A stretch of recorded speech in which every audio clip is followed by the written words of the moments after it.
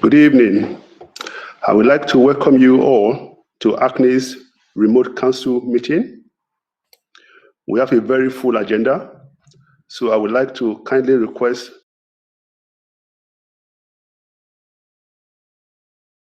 that we keep to time.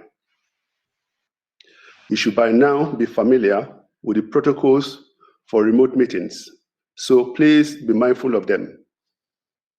Can I remind councillors, officers, members of the public who are introducing reports, asking questions, responding to questions, or contributing to debate, to please turn on your camera when doing so.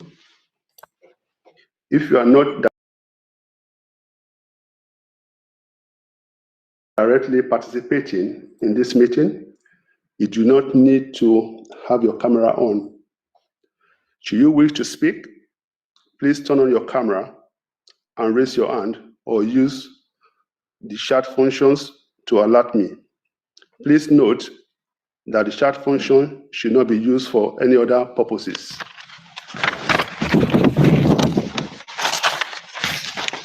Agenda item 1, apologies for absence. I have received apologies for absence from Councillor Mayoma.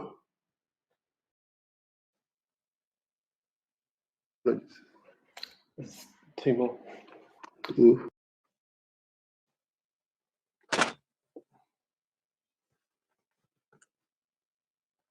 So other apologies is from Councillor Lufkin and Councillor Gregory. I haven't received apologies for lateness. Are there any other apologies for absence or lateness? No?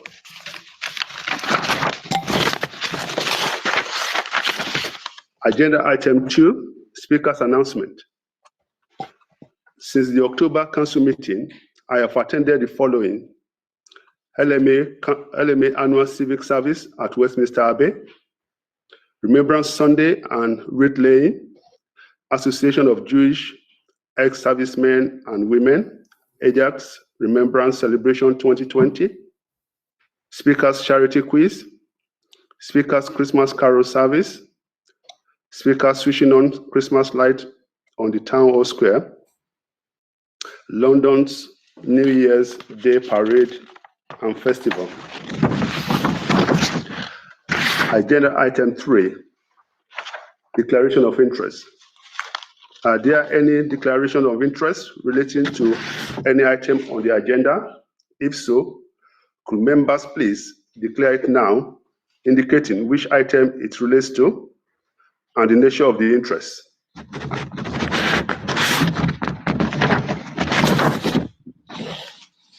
Anybody? Oh, Councillor Rathbone's raised his hand. Councillor Rathbone? Yes, thank you, Chair. I'm a pensioner of the borough, so obviously I won't take part in the Pensions Committee annual report discussion. Item 13. Thank you, Councillor Rathbone. Any other person? Councillor Odds. Councillor Odds. Councillor Odds? Yeah, the same as Councillor Rathbone. I don't need to declare those as interests. So you don't need to declare those interests? Thank you. Agenda item 4. Mr. Speaker. Yeah. Do you not have an interest in the petition? Teaching? The petition? The petition? Yeah. What do you mean by that? It's one of your charities. Yeah, that was last year. Oh, okay. Yeah, that was last year. I've got a new charity this year. Oh. Yeah. It's So, the food bank. The food bank is this year. Yeah, food bank. Thank you, Councillor Rathbone. Sorry. Yeah. Agenda item 4. Can we agree the minutes? Can we agree the minutes of the previous meeting of council held on Wednesday, 21st of October 2020? Thank you. Thank you. Agreed. Thank you.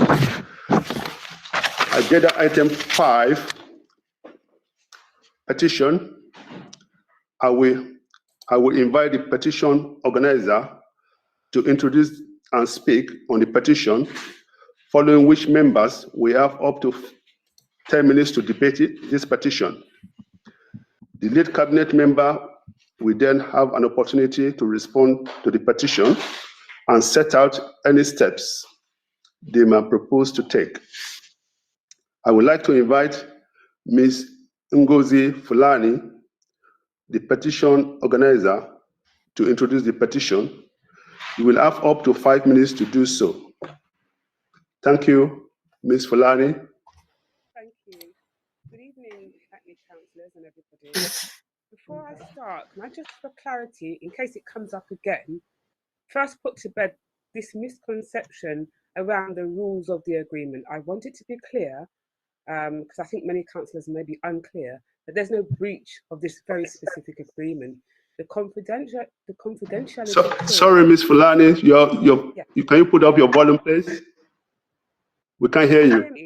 We can't hear you properly. Can you hear me now? That's better. Yeah. Okay. Right. So I just wanted to make clear that the confidentiality clause in the settlement agreement that prevents the parties from discussing the outcome of the notice received in August 2020 in relation to the occupation of the 2 rooms at Mare Street does not stop the council from discussing Sister Space's occupation of Mare Street or any other matter. So I'm just making that clear. It shouldn't interfere with the statement today. So again, I greet you. And in light, there's something really, really wrong, we think, with Hackney's system, because they shout very loudly that Black Lives Matter and about the diversity in Hackney, but there's no provisions for African heritage people. And Sister Space have been held in high esteem for the work we've done and continue to do. And that's why you, Hackney, gave us that Citizens Award, made us one of the Speaker's Chosen Charity last year, and more. But the moment we said, please, sir, can we have some more? You said, more. And I mean, that's when really things started to go bad. So it's almost like, we're okay as long as we stay in our corner. So I'm here in the midst of a pandemic, and I'm asking you, please, to take your collective knees off of our necks, because we can't breathe. I don't understand what it is that you don't understand. It's simple. Everyone else gets it. So here it is. We provide a service that you can't or won't. And instead of using us as a resource because we're the experts on us, you fight us with every corporate tool at your disposal, spending thousands on legal fees, and really we don't get it. We're a very small charity, and our only crime, it seems, was asking for safety. I would have thought that's a bit embarrassing, but clearly not. So the petition was signed by 25,000 plus people asking you to convert a space so that we can use it to save lives. Sorry, Ms. Fulani, sorry, can you be a bit louder? Can't still hear you properly. Can you be a bit louder, please? Yes, okay, I'll have to shout. A petition signed by 25,000 plus people asking you to convert a space so that we can use it to save lives. Black lives. Black DV lives. Will you do that? Somebody from Twitter, I don't know the person, wrote, Hackney Council, this is institutional racism at its finest. As long as the people in need are Black, you don't seem to care to help. How long must people suffer? Why must we beg to be considered worthy of the same help other non-African people get freely at a time when the government has budgeted for funds to be used in the COVID crisis? You decide to do this now. This is a complete abuse of power towards an organization that aims to empower and help. You should be ashamed of yourself. Now that's coming from someone we don't know. So finally, I ask you, Hackney councillors, will you please remember Valerie Ford and her 23-month-old baby, both DV murder victims, both Hackney citizens, both who went to Hackney for health, both who were failed by Hackney in Hackney. Will you do this for them? Valerie's daughter is our trustee and is listening right now. Will you do that for her? Valerie's mum, a pensioner, and Valerie's other children left to cope without her. Will you do that for them? 103,000 deaths. Our client base has increased 500%. Black people are among those at highest risk of COVID.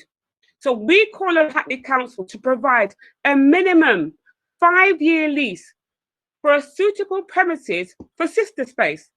If the council does not have a designated voluntary and community sector premises available, the petition calls upon the council. You have a minute left, please. A minute left, yeah? To make another property within the council's portfolio available on a voluntary and community sector rate to address the particular needs of the specialist services that Sister Space provides. Hackney councillors, will you please provide proof to us that to you, Black lives do matter? Thank you, Ms. Fulani. Thank you. Do members wish to debate this petition? I've got Councillor Williams. Yes, I've got Councillor Williams, Councillor Fajana Thomas, Councillor Etty, Councillor Porter, and Councillor Conway. So, Councillor Williams and Councillor Odds. Councillor Stamberger and Councillor Odds. Thank you, Mr. Speaker. It's with a really heavy heart that I see this petition come here tonight. I've spent Go on. I spent much time speaking to the petitioner. I know her work. I've spoken positively about her, and I've thanked her for what she does, and I recognise the aims of her work for Black women and for this borough. However, I do think it's important to point out, when you look at the online campaign, that I want to just point out that there have been political pariahs who've been poised and ready to exploit this situation for their own personal gain. One half of this administration's cabinet, 1/3 of the chairs are scrutiny and committee chairs, and a half of cabinet advisors are from a minority ethnic group. We are used to the concept of divide and rule, and it's been a tactic that has been around for a very long time. It has a very long history. And there are those who say they stand for equalities, but who are willing to throw African, Caribbean, Asian, Turkish, Jewish, and Muslim members of this council under a bus in the hope of gaining a few votes in the 2021 election. In the meantime, in the time that we've served on this administration, we built a firm foundation for the work that we're doing on diversity, inclusion, and race equality. Got a minute left. This racially and religious diverse administration should be recognised for the achievements of the last 4 years. Instead, what we have to do is endure the indignity of a public shaming, being told yet again that the work that we do amounts to nothing, and that we're not equal in the eyes of those who are exploiting this situation. And I'm appalled and I'm aghast at the social media kangaroo court that has been employed against colleagues and comrades on this council, Mr. Speaker. Thank you, Councillor Williams. Councillor Fajana Thomas, you've got a minute and a half, please. Good evening. Thank you, Mr. Speaker. I just want to start by saying thank you to Mrs. Fulani for the work she and Sister Space are doing in supporting African and Caribbean heritage women affected by domestic violence. But I just want to point out I'm a proud African woman, and I'm talking as somebody who has the responsibility for domestic abuse in the council at the moment. And I just want to reassure you, I know around the public campaign, the social media campaign, that Hackney Council is not supporting women of African and Caribbean heritage. And I just want to reassure people that there are allocations of resources, and we are identifying, we're reaching and supporting African women in the borough. In the last month, we've supported around 154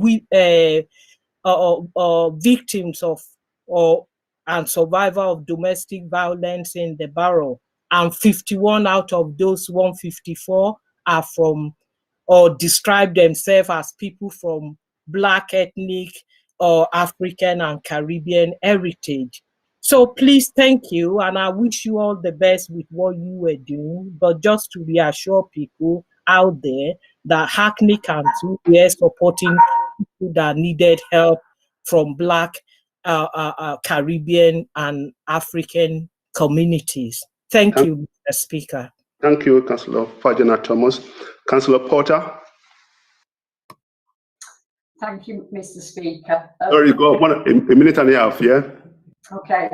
When I was Hackney Speaker, I was very proud to work with Ngozi and support Sister Space to highlight the vital work you carry out with African heritage women and girls who've experienced domestic violence or sexual abuse. So I hosted an event in the Speaker's Parlour, and I also visited your premises in Clapton and was very much welcomed by the Sister Space team. I do feel very uncomfortable as a white woman speaking against the petition, but I cannot support the demands that you make of the council. The council has supported you as much as it can while being fair to all voluntary commercial premises effectively to get the best value for Hackney residents. The council is the largest provider of domestic violence services within the borough and works collaboratively with the voluntary sector to provide as full a service as possible, as Councillor Fajana Thomas pointed out. I very much hope that Sister Space and the council can continue to work together more effectively and to focus all attention on supporting those women and girls who desperately need help. Thank you, Councillor Porter. Councillor Odds. A minute and a half, please, Councillor Odds. Thank you, Mr. Speaker. First of all, I'd like to say congratulations to the petitioner on having the gumption to stand up for what she believes in and to bring this petition to the council. I fully support the petition. I think they have every right to have a space which is safe for them. And I think in the same way that once the council does grant them this, they should also grant to all charities that are currently supporting women and are in council properties the same rates as they grant to Sister Space. I do not understand why the council have not so far done this, and I would like to say that they should do it immediately with no more delay, since, as everybody else who's spoken has agreed, that the job that Sister Space is doing on a voluntary basis is par excellence and is totally needed within the borough. Thank you, Councillor Odds. Thank you. Councillor Etty. Thank you. A minute and a half, please. Thank you, Mr. Speaker. Ms. Ngozi Fulani, we have known each other. Thank you so much for bringing this to the full council. Honestly, we have worked together, no doubt about that. And you know how much support I have given to your charity. And also, I am speaking as a domestic violence survivor myself. And that was why in 2015, I raised funds for domestic charity in terms of the domestic violence of it. So I quite understand where you're coming from. And with regards to Black Lives Matter, I'm very proud to say yes. I actually proposed for Black Lives Matter, no doubt about that. But we have to be mindful that with regards to Black Lives Matter, we have put not only words, we are also having words with action. We are close to launching a public anti-racism action not to commit council resources behind Black Lives Matter. I just want to ask one question because I need to clarify this from Ms. You have 30 seconds left, please. Yes, 30 seconds. I know there is an agreement in terms of the independent mediation that was held, you know, and I just wanted to know how much you agreed to that in terms of the independent mediation that was held in October 2020 and your agreement to that. And also, I would want to know, is it true that you've actually you've been having rent-free since December 2019? I just want to clear this on my head before I sincerely come to a conclusion. Thank you for bringing this to the council. Thank you, Councillor Eti. Actually, Councillor Ms. Fulani cannot respond to your questions because she hasn't got a right to reply. Thank you. Councillor Sternberger, a minute and a half, please. Thank you, Mr. Speaker. Thank you for bringing this petition to full council. Like my colleague, Councillor Odds, I fully support this petition. I'm actually shocked on what I'm hearing tonight so far from people trying to defend this, why we're not taking a situation where we can help. Surely there's more empty buildings now than before COVID. And this, to me, this is appalling. I'm surprised that we had to even have this, to hear this, and we couldn't settle anything beforehand. And I'm very concerned because whilst I've heard the members what they have to say, I can't believe we're even debating this. It is so hard to find. Do I have to go out and find a building? I mean, we had in my ward, we had the public toilets, which was given to God knows what, and somehow we managed to find a place for them. Here you got a community who are desperate to find somewhere, and basically we know, and hearing from all the references, we all know what this organization does, and we still haven't managed to house them. They have to come to council to beg on full knees. This is shambolic, I'm sorry. Thank you, Councillor Sternberger. Councillor David, a minute and a half, please.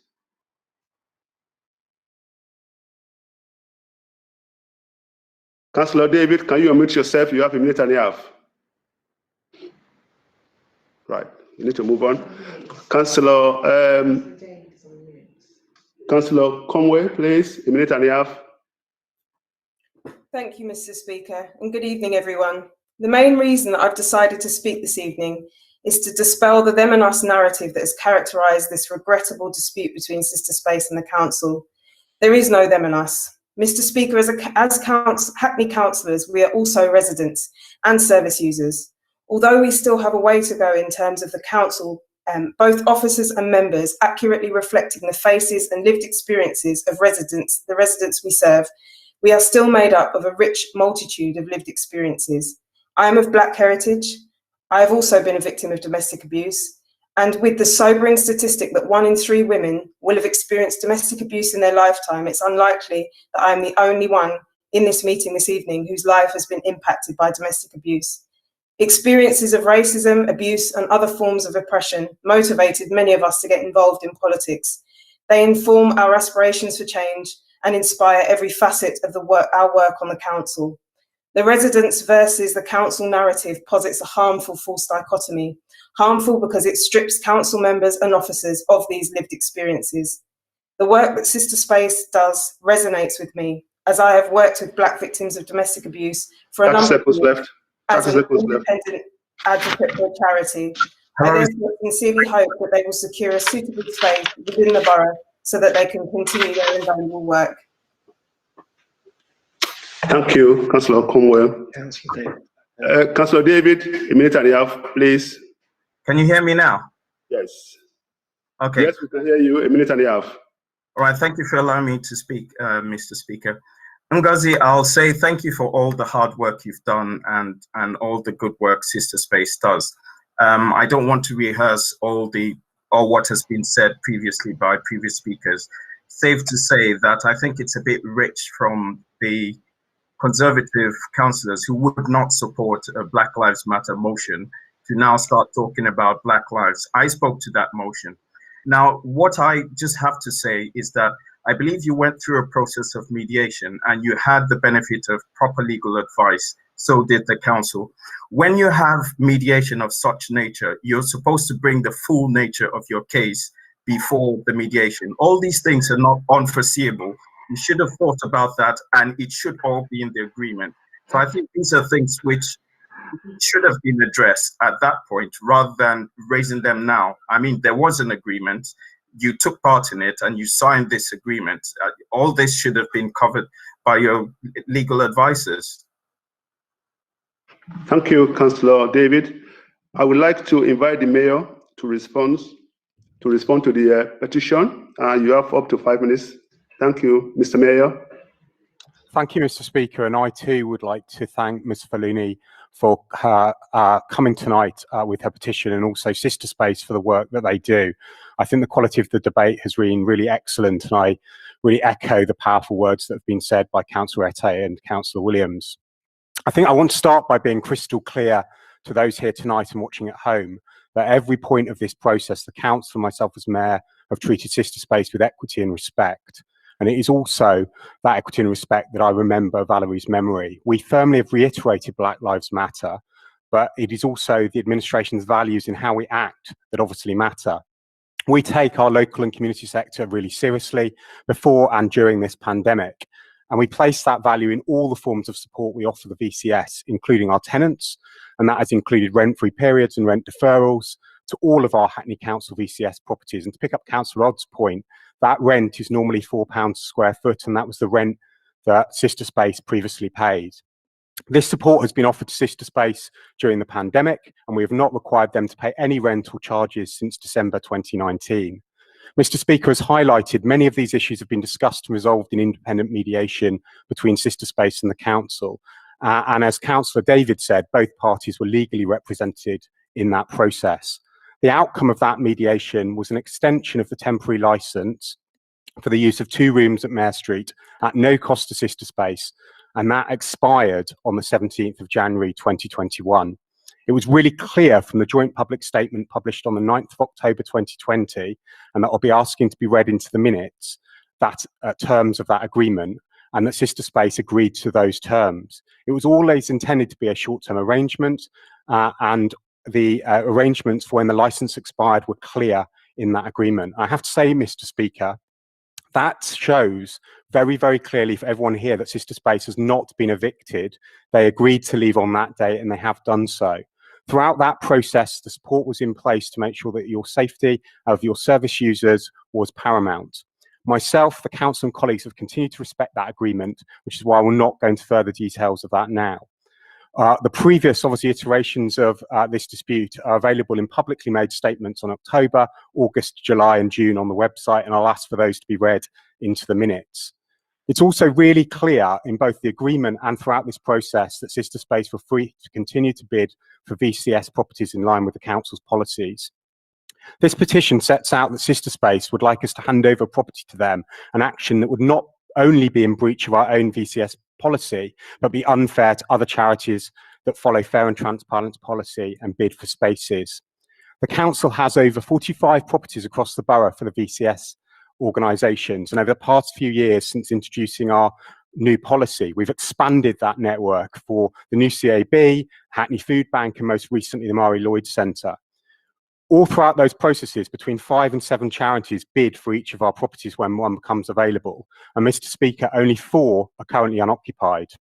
The Mari Lloyd Centre, which Sister Space failed to bid for, 243 Lower Clapton Road, which is the former Sister Space premises, which we have held and not remarketed, 12 to 14 Englefield Road, the Unviet Centre, which we're working with community partners to repair before letting, and 2 Narford Road, which again requires investment. None of those buildings meet the specifications set out in the petition, so Sister Space are asking for a space that simply does not exist.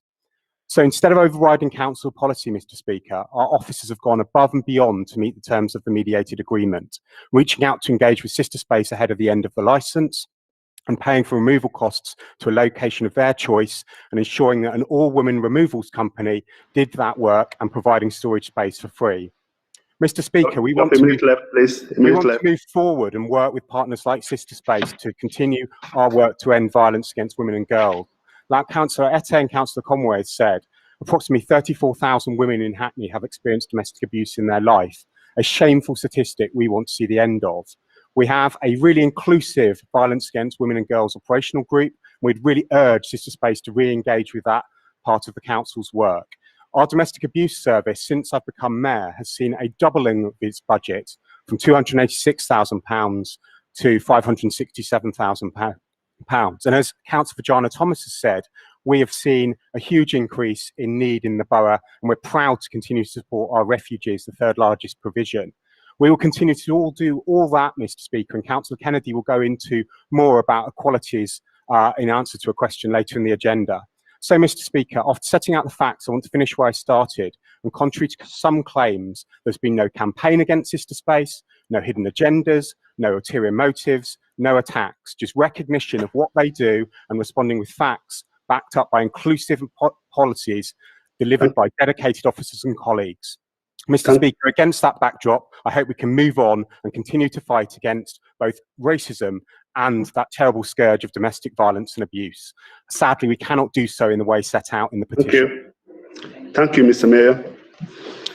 I would like to thank Ms. Ngozi Fulani for attending this evening. We now move to agenda item 6, question from members of the public. 30 minutes have been allocated for questions from the members of the public that have been submitted with notice and included in the agenda in accordance with the Council's Constitution. We have received 10 questions, or 8 questions now, 9 questions in total, which will be taken in order in which they were received. We will endeavor to take as many of your questions as possible within the 30 minutes time frame. However, those which we are unable to take will receive a written response from the relevant cabinet member, which will also be published. I will call you individually by name and invite you to ask your question, following which the relevant cabinet member will respond. You will then have an opportunity to ask a supplementary question. Your supplementary question must arise directly out of the original question or the reply and must not be a speech or a statement. Good evening, Mr. Seals. Mr. Seals, are you present? Please ask your question.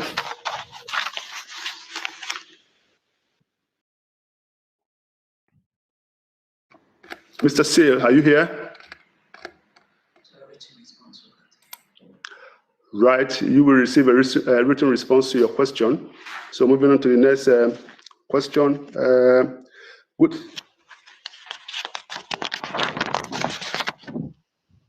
evening, Mr. Nick Bailey. Are you present? Please ask your question. Yes, I am, Mr. Speaker. Can you hear me? Yes. Hi, my name is Nick Bailey. I'm a member of Unite the Union Community Branch, and I'm asking you a question in relation to, well, it's a question for Councillor Renison and everybody really, in relation to the retention of the £20 uplift to universal credit, which was awarded during the pandemic. Now, I think everybody here is aware of the situation, the dire situation facing a lot of people in the Hackney community who rely heavily on universal credit during the current situation. It's been reported in the press quite extensively. There's been a vote in the Commons about... Excuse me, Mr. Bailey, can you stick to the question, please? So the question, the question is, would the council consider writing, this is part of the campaign that we wish to get underway, consider writing to the Chancellor to demand that this the temporary increase be made permanent? And secondly, would the council consider working with other local government organisations and others to form a coalition to put pressure on the government to make the increase permanent? So that's my question, Mr. Speaker, and I hope councillors can agree to that. Thank you. Deputy Mayor Renningsin, please will you reply? You have up to 5 minutes to do so. Thank you. Thank you, Mr. Bailey. And I think we're of one mind on this. So hopefully some of the points that I know you'd have liked to have had the chance to raise, I'll be able to cover in my response. So thank you very much for this question. It'll come as no surprise that we completely agree with a permanent extension of £20 for universal credit, and we support the National Labour Party campaign to cancel the cut. The fact that Conservative MPs boycotted the vote on the issue in Parliament is even more shameful. Tory benches were empty during this debate about supporting those in the very lowest incomes. It shows perhaps where their priorities lie. It seems unthinkable that the government would want to push people into more hardship during this pandemic. Cutting the £20 per week increase is an over £1,000 cut to the annual income of 6 million people, including 27,000 households in universal credit here in Hackney. The Joseph Rowntree Foundation has warned that the cut could see another 200,000 children pushed into poverty. That is why throughout the crisis we have lobbied the government to support those most in need, including through benefits payments. It is also why we will be bringing forward plans in next month's budget, both to further invest in our support for those households in the borough on the lowest incomes, but to also look at how we can use direct payments to increase the amount of support on offer through our council tax reduction scheme, a benefit that the government devolved to local authorities in 2012 and, in a pattern we have seen across welfare provision, subsequently cut. But the reality is that our country needs a complete overhaul of the welfare state to tackle the fundamental system of social insecurity that the Tories created, even before this pandemic. Before this crisis, under this government, 4.2 million children, 1 in 3 in the UK, lived in poverty after taking into account housing costs. Social insecurity has been caused by the deliberate erosion and neglect of the welfare state over the past decade. It has become a prison that traps people in poverty rather than the means of addressing inequality. That is why Hackney Labour passed a motion in a Hackney Full Council meeting last year, calling for an overhaul of the welfare system to tackle social insecurity. That motion did not just call for a permanent uplift of universal credit, but also the return of local housing allowance rates to 50% of market rent, the abolition of the benefit cap, 2-child limit and bedroom tax, the restoration of child benefit as a universal benefit, and the scrapping of the no recourse to public funds condition, because access to welfare and public services should be based on need alone. The Hackney Labour Group and this council will continue to campaign for a fair and just welfare system that addresses inequality and is a springboard to opportunity, not an inadequate safety net full of holes. To answer Mr. Bailey's question directly, I am more than happy to write to the Chancellor and others on universal credit. I would only ask his agreement that this be extended to embrace the wider issues with the welfare state I have set out above. Thank you, Deputy Mayor Renningsin. Mr. Bailey, do you have a supplementary question? You have a minute to do so if you have one. Thank you, Mr. Speaker, and thank you, Councillor Renningsin. The only thing I would ask is about the wider issue that you've mentioned, is that just to think about this as a very focused, specific campaign. That's the only question I have to ask. Really, it's different in that sense to the absolutely correct general stuff about the welfare system, which needs to be done. But I think we have the basis here on a very focused, specific campaign. We could get a big lot of. Thank you, Mr. Bailey. Thank you. Deputy Mayor Renningsin, please will you reply? You have up to 2 minutes to do so. I suspect we're not in such perfect agreement here, and I absolutely agree we should be focusing on the £20 increase at this moment. But I'm afraid I will always also, and I'm sure Ms. Bailey would support this, raise those wider points, because the system as a whole at the moment is stacked against the very people that need it. And we see awful scenarios like local housing allowance being increased, but the benefit cap stopping people getting that extra support. So yes, agree, we must push for the £20, but we must also bear in mind the system as a whole is broken and look at it in the whole as we seek to address it. Thank you, Deputy Mayor Renningsin. Mr. Bailey, thank you for your attendance. Good evening, Mr. Rainer Tegmeyer. Are you present? Please ask your question. You got 2 minutes to do so. Thank you, Mr. Speaker. I'm present. My question is to John Burke, Councillor. since he's not here anymore, to a successor or the replacement. So my question is, the climate emergency demands that we use our land to sequestrate carbon from the atmosphere. Accordingly, volunteers planted thousands of trees on Hackney marshes, yet 70% of them died. So question, what future remedial actions will Hackney Council take in successfully planting, implementing and supervising carbon sequestration through tree planting? Thank you, Mr. Mayor.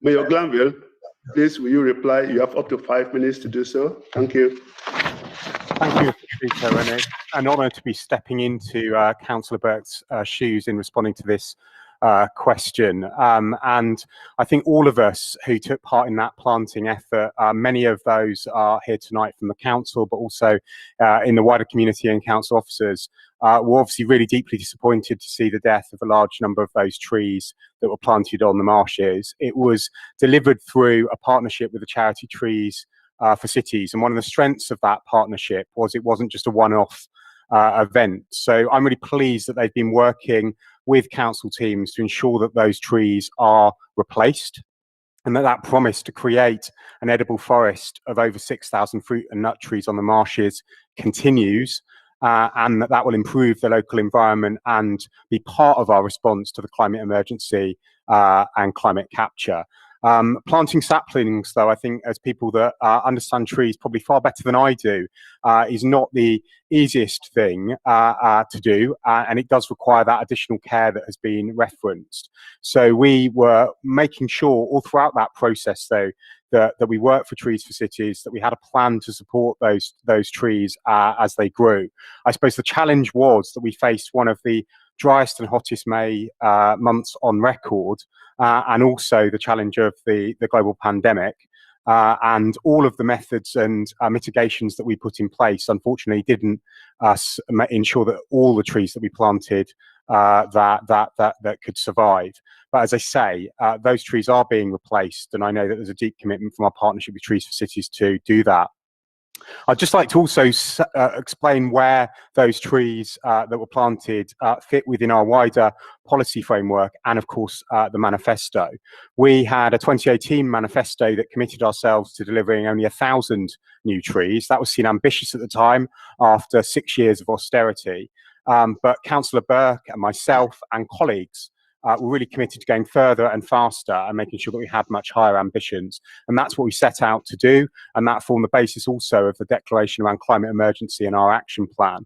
So building on that promise, we said that we would plant 1,000 new trees in our parks and green spaces and 5,000 new street trees to increase the canopy cover, to capture carbon, to create more beautiful streets.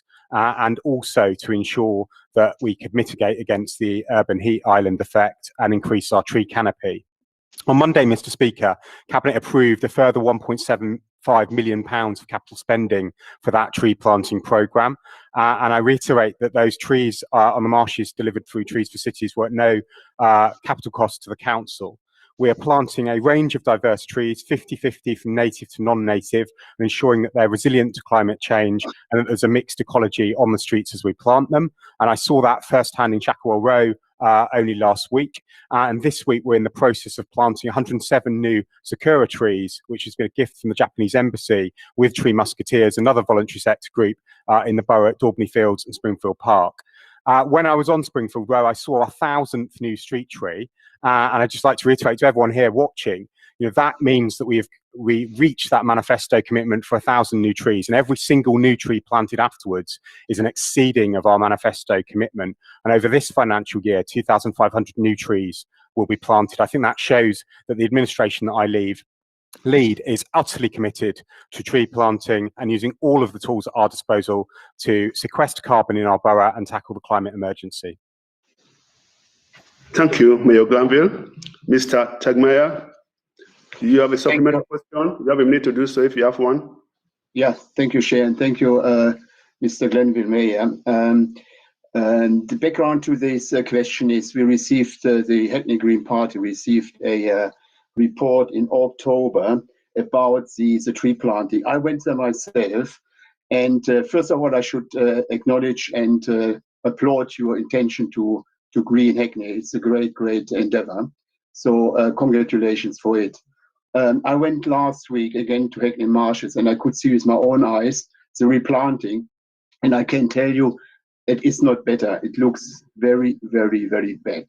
So therefore my question now, can the council give a comment on the suggestion I make now to appoint a biodiversity officer who will be able to make sure that experts and volunteers are properly coordinated to ensure nothing like this happens again, and to make sure biodiversity and trees are considered in all infrastructure and going forward, so also sitting in the planning commission.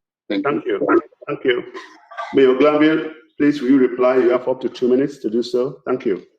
Thank you, Mr. Speaker. Those are really excellent supplementary questions, and I've put on public record, I think, in a previous grill, Phil, that not only are we having that biodiversity officer in our Parks and Green Spaces team, but we've made the financial commitment to recruit that post. It is just waiting for the reorganisation of the Parks and Green Spaces team as a new team across all of the council's land holdings to make sure that we have the very best standards around all of the green planting, biodiversity and green infrastructure that we're keen to deliver. We also have an emerging green infrastructure strategy that will operate across our streets, parks, new developments, and existing spaces, and that knits all of this work together and will also sit alongside what will be the biodiversity nature recovery strategy. All of those sit under LP33, the new local plan, and they all conform to each other in the very highest standards of environmental protection and that aspiration to make our borough more resilient to climate change and more beautiful.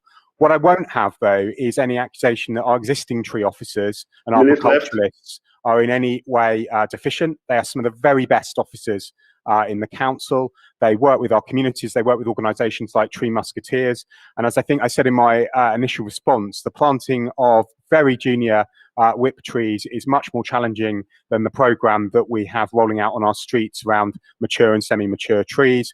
And it's why I think we have clearly stated in our policies we believe in a mixed economy of trees at different maturities, different species and different settings, and that's what we'll continue to do. I will follow up on your comments because I don't take for granted anything that you have said or the briefing that I had before responding to the question, and I will come back to you in writing about what's exactly happening on the marshes right now.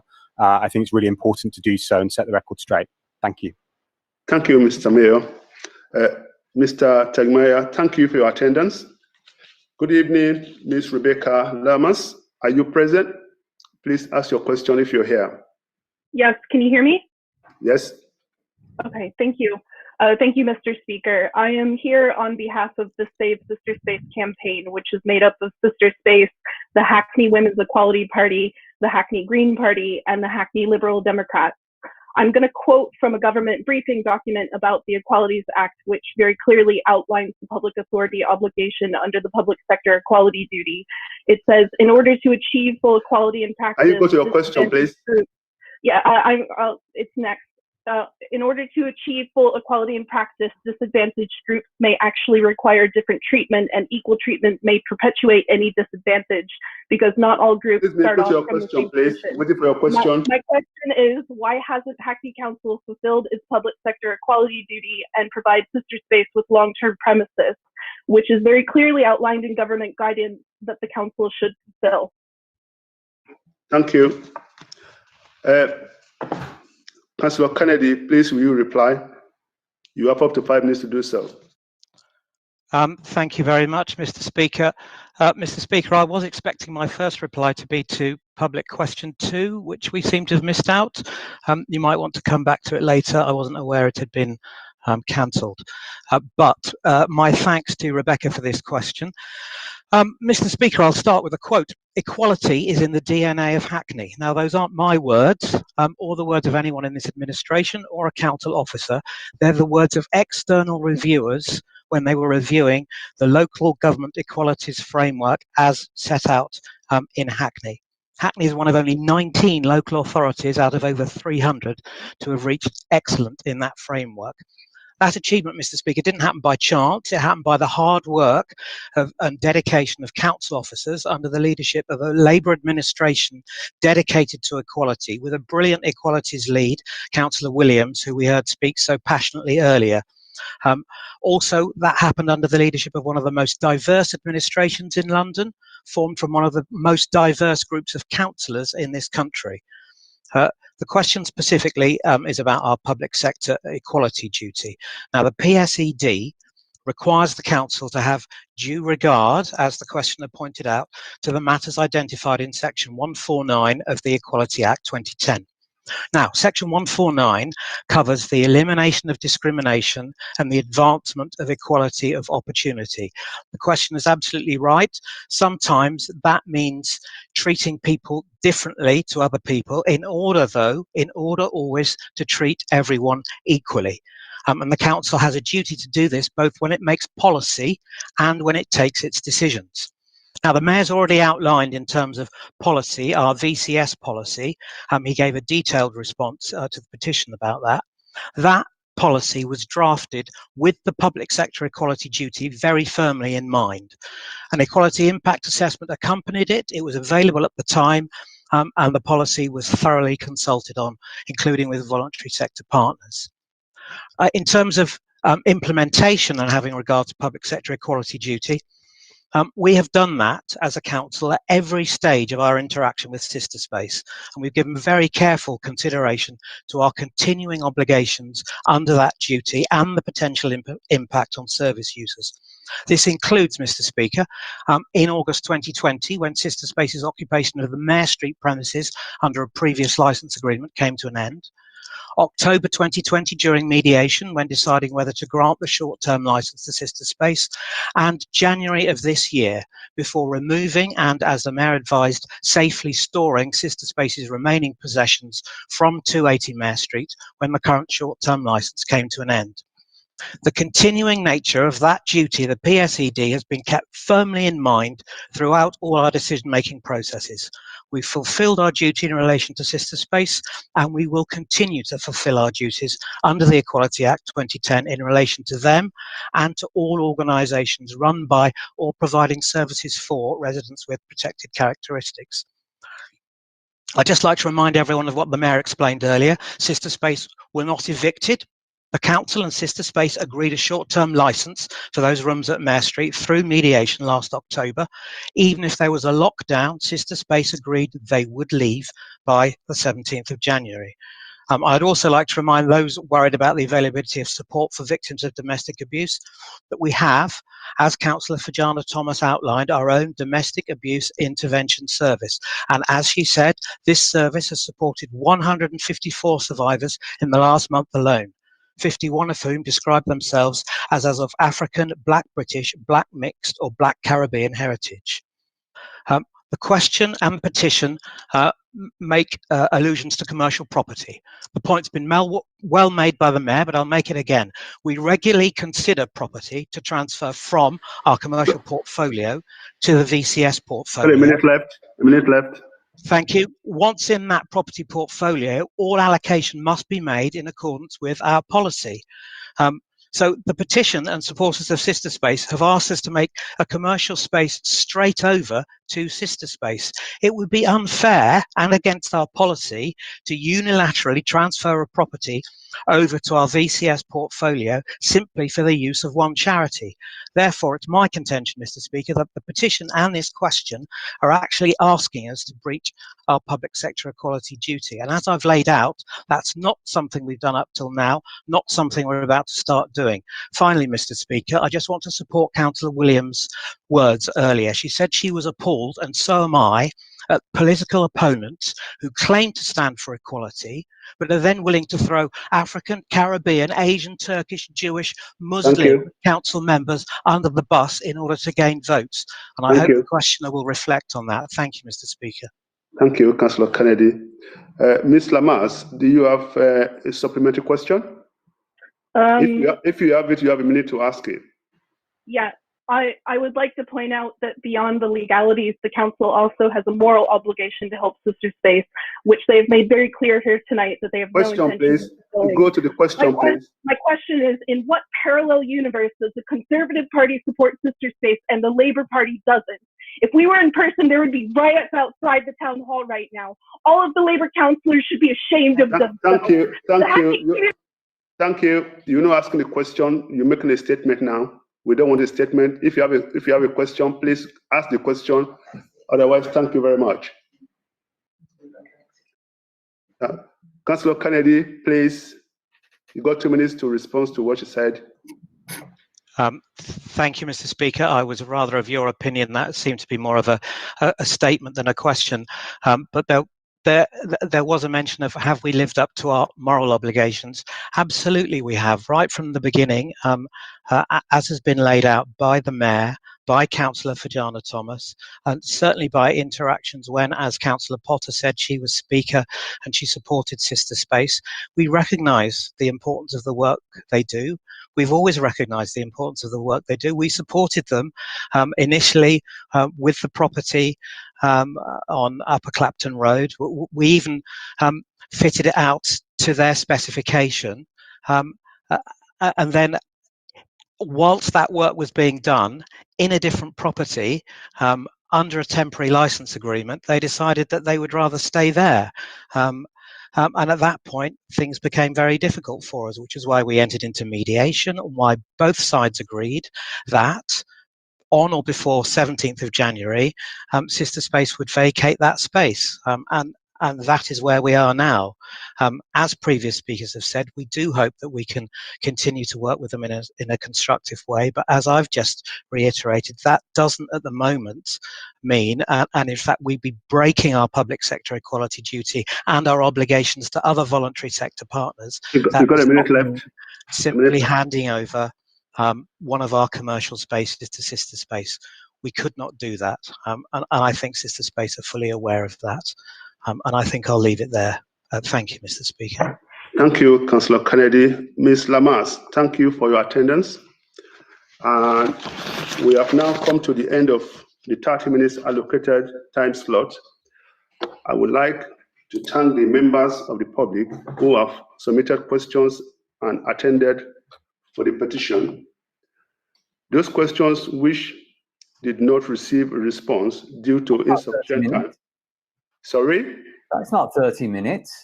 It's nearly 30 minutes. They had a 5-minute discussion and a whole half an hour, and you're cutting people off. It's a travesty. Thank you for your comment. That was 25 minutes. Thank you for your comment. Time. It's not difficult to keep the time. Thank you for your comment. As I've said, we have now come to the end of the 30 minutes allocated time slot.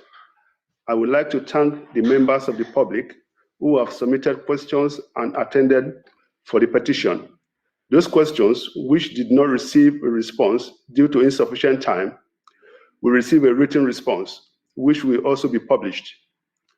As previously advised, can you please log out of the meeting?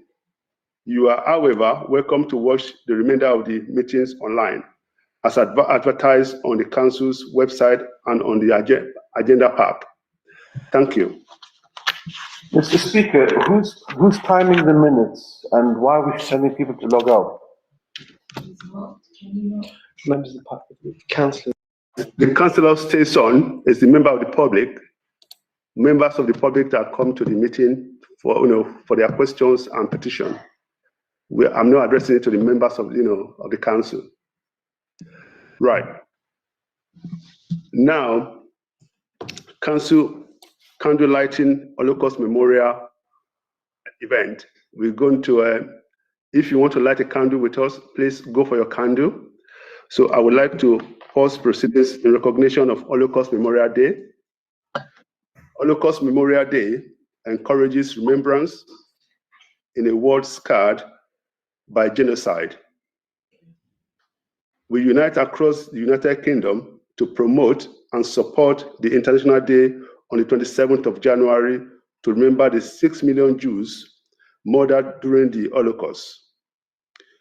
We remember the millions of other people killed under Nazi persecution and tragically in subsequent genocides in Cambodia, Rwanda, Bosnia, and Darfur. Be the light in the darkness is the theme for Holocaust Memorial Day 2021. Please feel free to email speaker@acne.gov.uk to request the YouTube link where you can watch ACNE's online event. Please now join me in lighting a candle to commemorate this special day.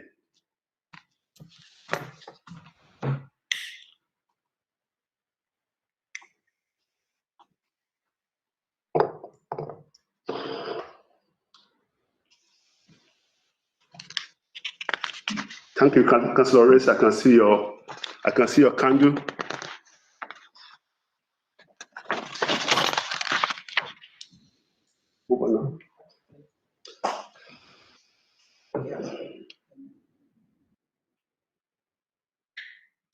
Thank you. We will now move on to agenda item 7, questions from members of the council. The maximum time allocated for this item is 30 minutes, and I will be strictly adhering to this. Can everyone please be mindful of the time frame? Cabinet members who will be responding, please note you have up to and not exceeding 5 minutes. Please, can I ask that you be as focused and succinct as possible? After 30 minutes, any questions not answered will receive a written response.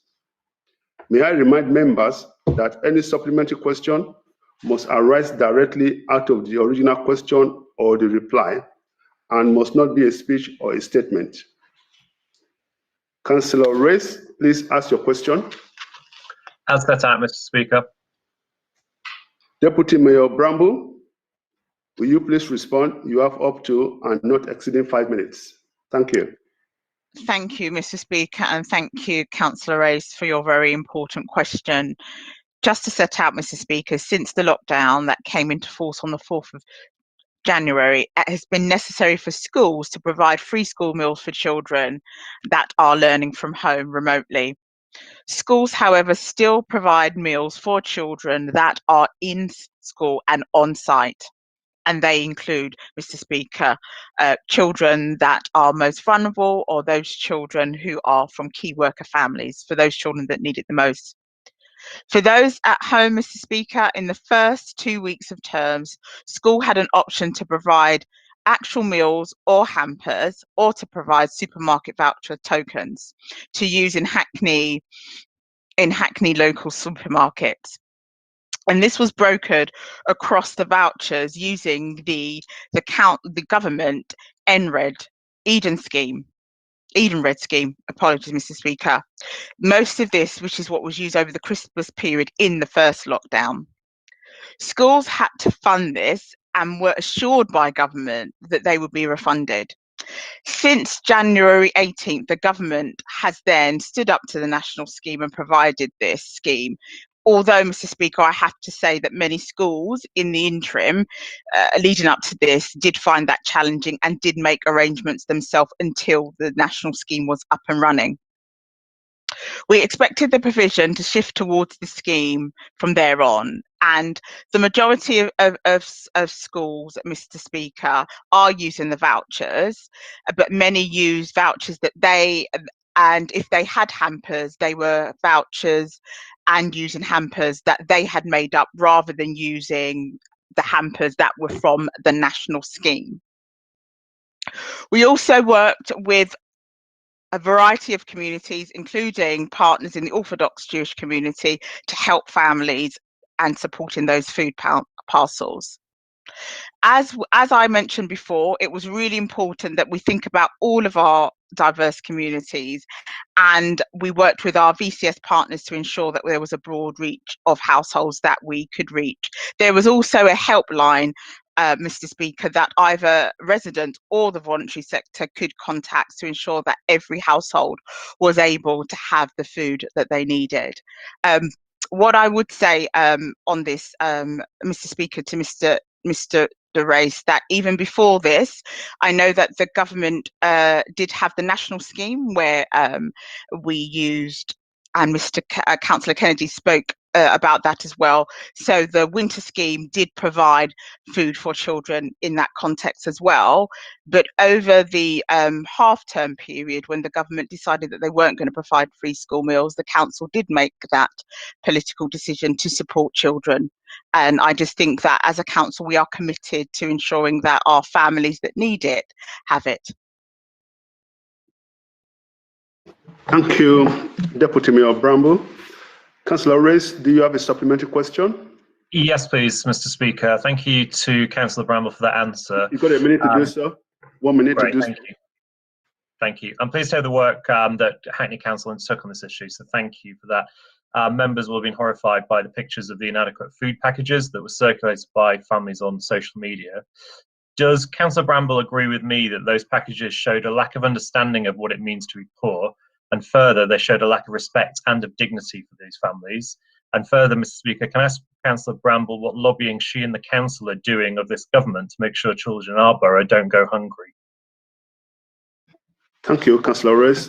Deputy Mayor Bramble, Thank you. You have 2 minutes to reply. Thank you.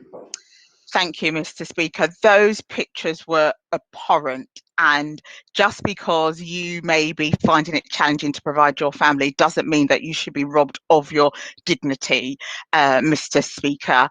What I would say is that Councillor Coburn and I visited Badu Sports recently, just before Christmas, and they partnered with an organisation that did organic food for the food parcels that they were delivering. And I say that because, you know, despite what your income or your issues are, or whatever challenges you have, people deserve to be ethical, people deserve to have provision, and people deserve to be treated with dignity. So what I and the Mayor have done is that in every place that we can, whether it's London councils, whether it's the local government association, whether it's writing to ministers, whether it's meeting with shadow ministers, at every iteration, we have made it critically clear that children who need it should be fed, and it is not acceptable and it isn't right.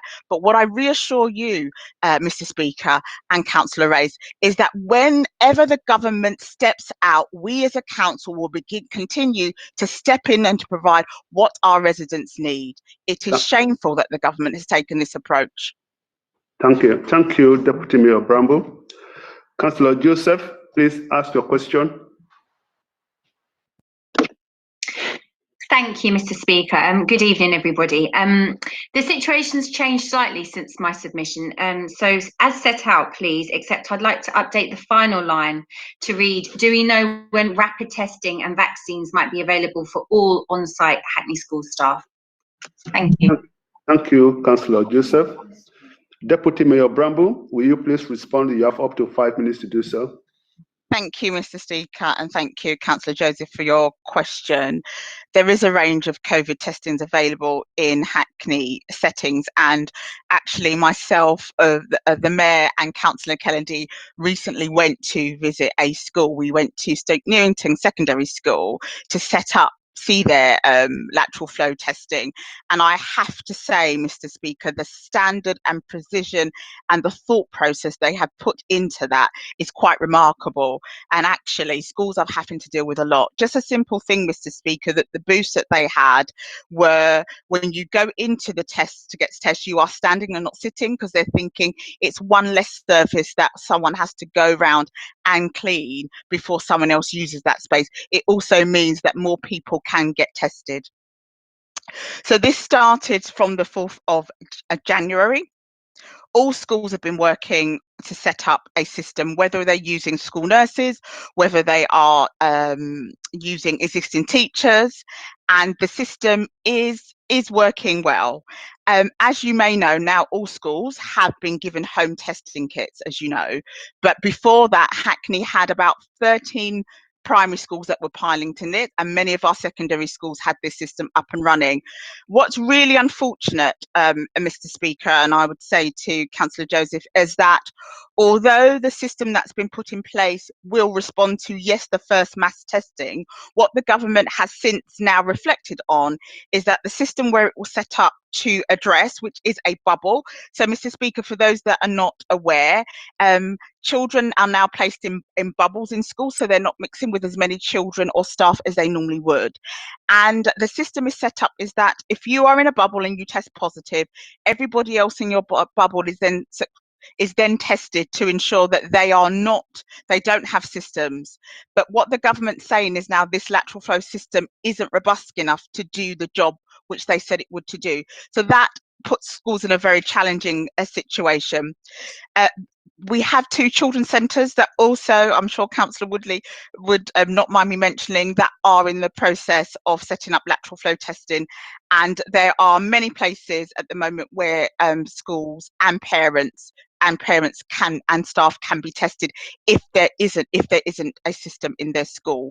In terms of your updated question, not that I would want to speak for Councillor Kennedy, but I'm going to do those things that we often do and now speak on behalf of Councillor Kennedy. I'm sure he will be willing to give you a written response. But what I would say, Councillor Joseph, as you know, we at a local level have to work within the ramifications of what is set nationally in terms of whom is eligible and when they are eligible and when they roll out. But what I will say to you, and feel quite confidently to say, is that at a local level, whenever the government has set that parameters, Councillor Kennedy and the health team and the mayor work swiftly to ensure that we can assist government and help them in meeting the needs of responding to this pandemic through delivering the vaccination. And I know that goes for the work that's done in the Faith Forum, where Councillor Ete and Councillor Rathbone and I also sit. So at every ramification,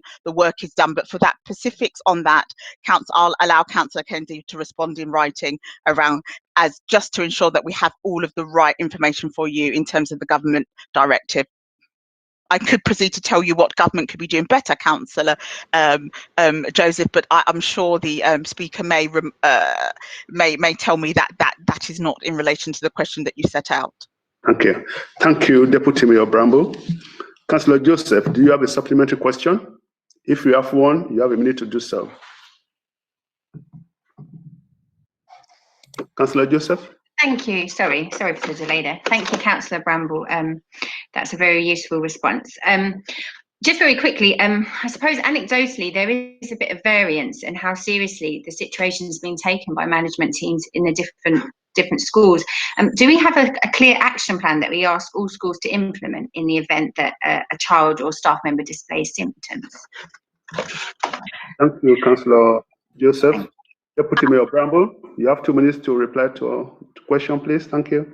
Thank you, Mr. Speaker, and thank you, Councillor Joseph, for raising your concerns. So just to reassure you, Councillor Joseph, we have a very extensive document, because going into that very nerdy place, I've read that a very lengthy document, and it sets out quite clearly in clear scenario planning, if any member of staff or pupil at any moment in time was to demonstrate any particular system, there is a clear instruction guide of what to do at every iteration.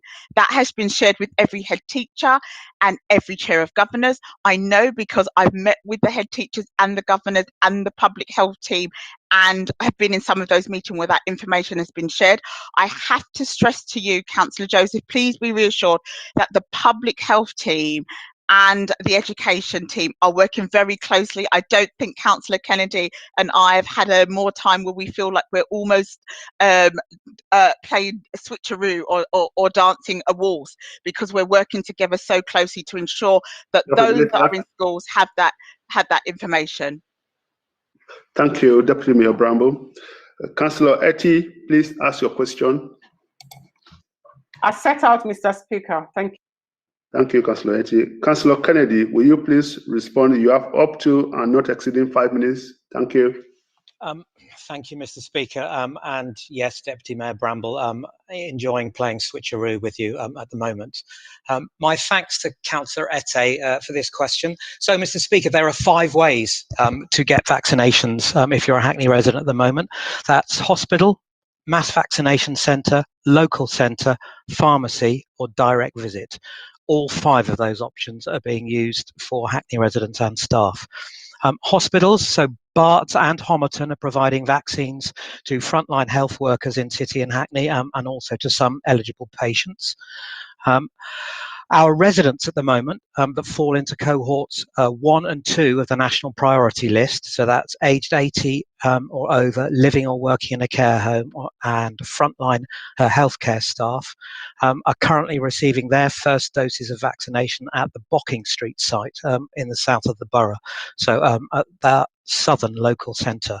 The Bocking Street site is a good example of the council stepping in to help because Bocking Street actually normally is a staff training venue that the council uses, and we offered it up at very short notice actually to the CCG because it replaces the Aylesdale Street surgery site, which was actually the first local site opened in Hackney in December. But members may well remember the Pfizer regulations changed so that people who had been vaccinated using the Pfizer vaccine had to be observed for 15 minutes. That wasn't something that, when Aylesdale Street was planned, was actually part of the regulations. And it became clear very quickly that Aylesdale Street was basically too small to actually have the space to observe people for 15 minutes after they'd been vaccinated. But whilst it was open, it managed to vaccinate 975 of our over 80s and a number of frontline staff with both the first and second dose of vaccination.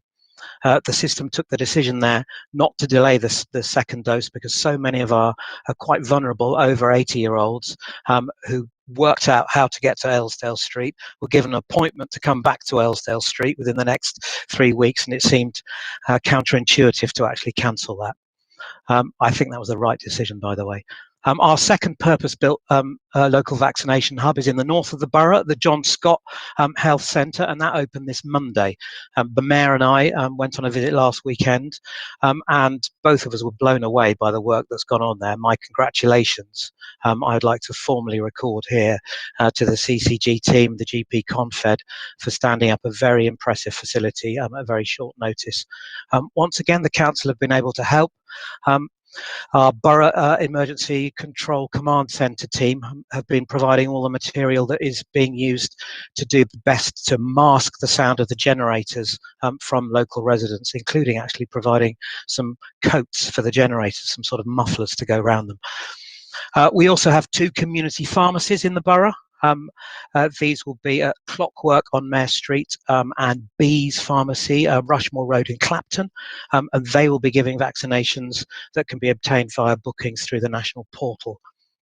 And of course, the fourth way, some Hackney residents will be offered vaccinations at the mass vaccination sites in London. The closest of those to us here is the recently opened XL Centre.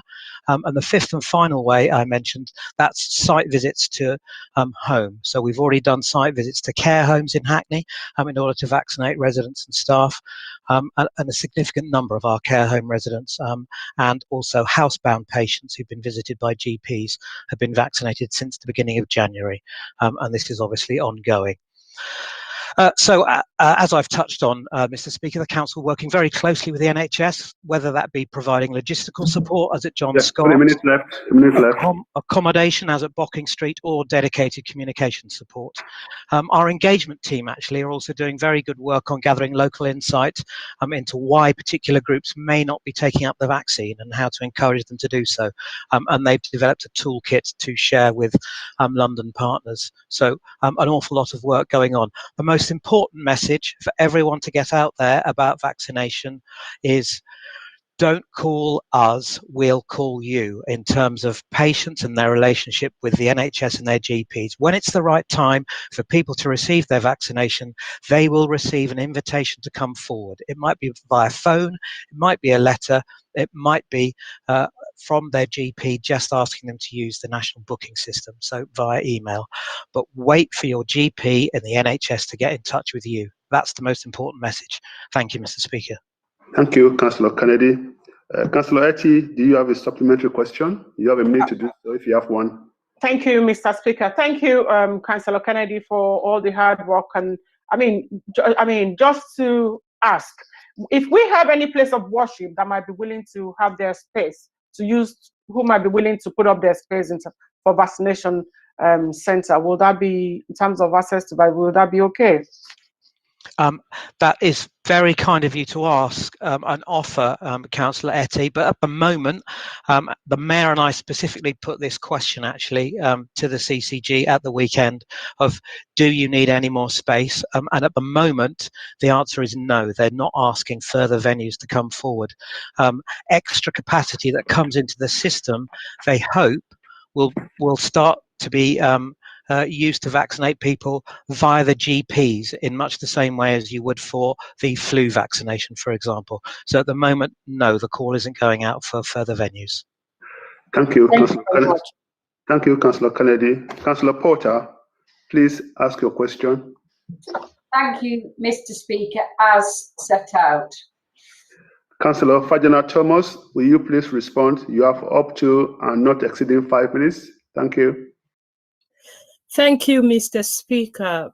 Councillor Porter, thanks for your question and the interest in the work this young group can have done around policing in Hackney.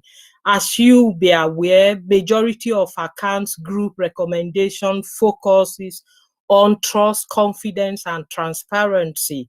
And I can confirm to you that I've been liaising with council officers, and there are ongoing discussions with the ACAN group, the local police, and the Mayor's Office for Policing and Crime to look at how these recommendations can be taken forward.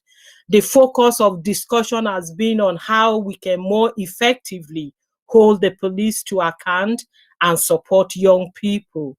The work locally has coincided with the production of the Mayors of London. I'm not too sure if you're aware of that. At the wake of the Black Lives Matter, Mayor Sadiq Khan did ask MOPAC to look at ways that Black people, in particular young Black people, can be supported around policing and disproportionality. And there is that action plan. And at the moment, we, Hackney, as a borough, we are looking at how we can align with, support, and influence the local implementations of this action plan. And to this end, we have been meeting with MOPAC. Councillor Porter, you will agree with me that for local scrutiny of the police to be effective, it is necessary for the police to recognize and have confidence in the scrutiny process. And that's where we want to get to in the borough.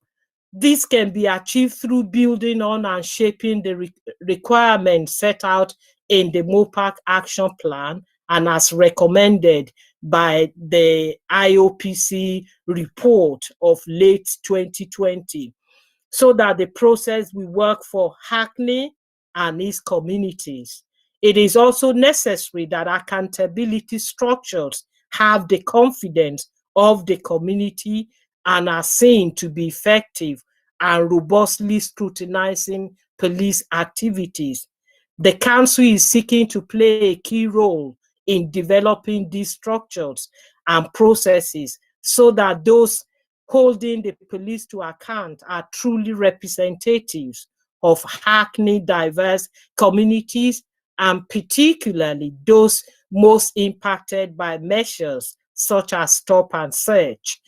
I met with the Deputy Mayor for Crime and Policing, Deputy Mayor Sophie Linden, a couple of weeks ago with the head of MOPAC Community Engagement to discuss this particular point.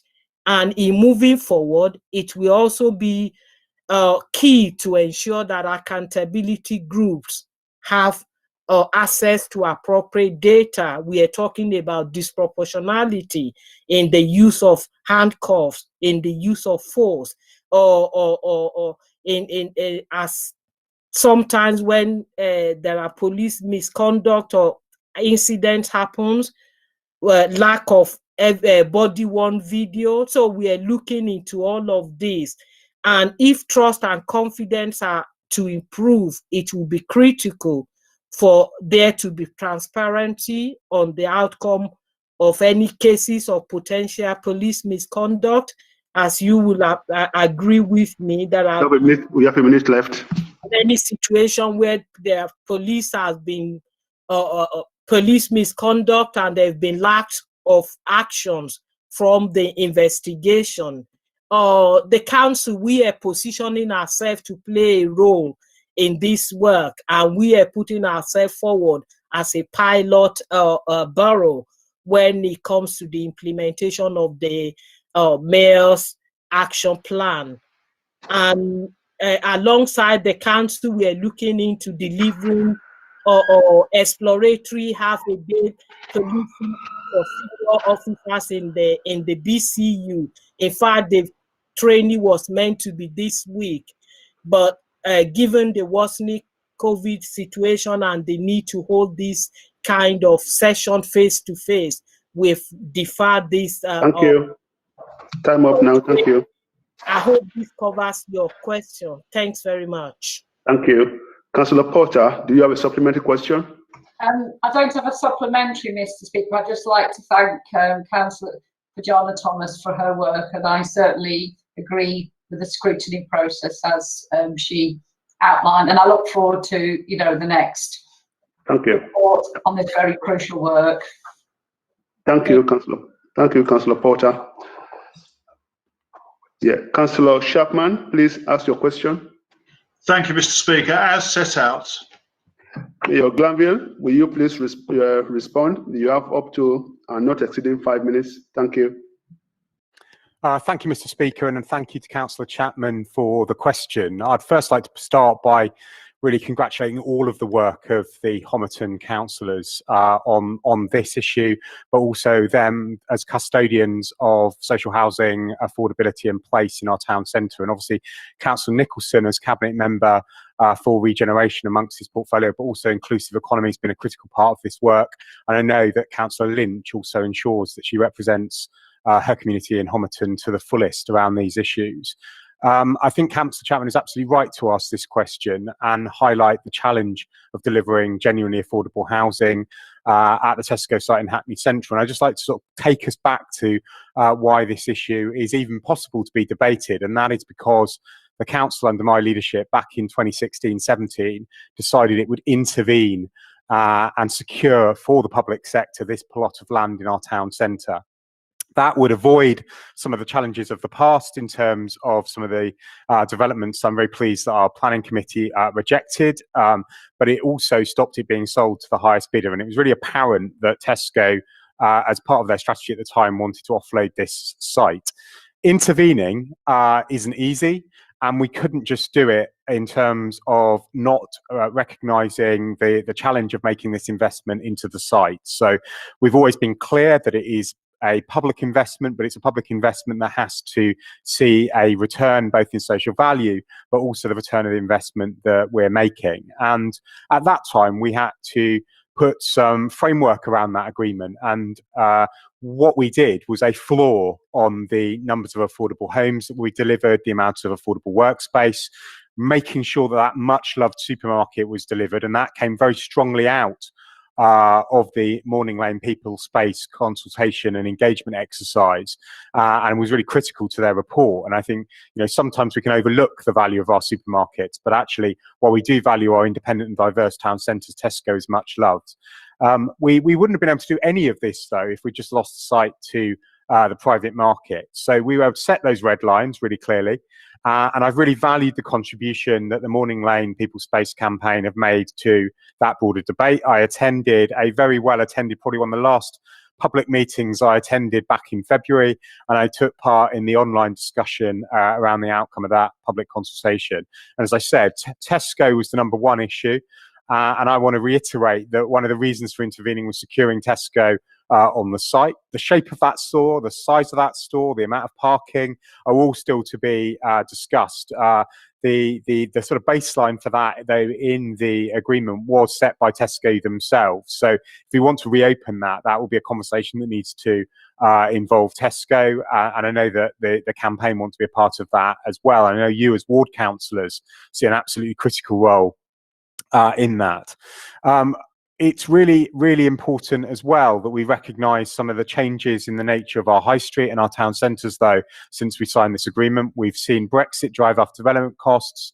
We've seen COVID changing how our business environment is operating on our local economy. So while I went to that public meeting in February expecting and asking for the developer to return to public engagement to meet the challenge that I think you as ward councillors and the campaign have set for more engagement, and indeed I wanted that engagement myself, I don't think we can be surprised that that hasn't actually happened.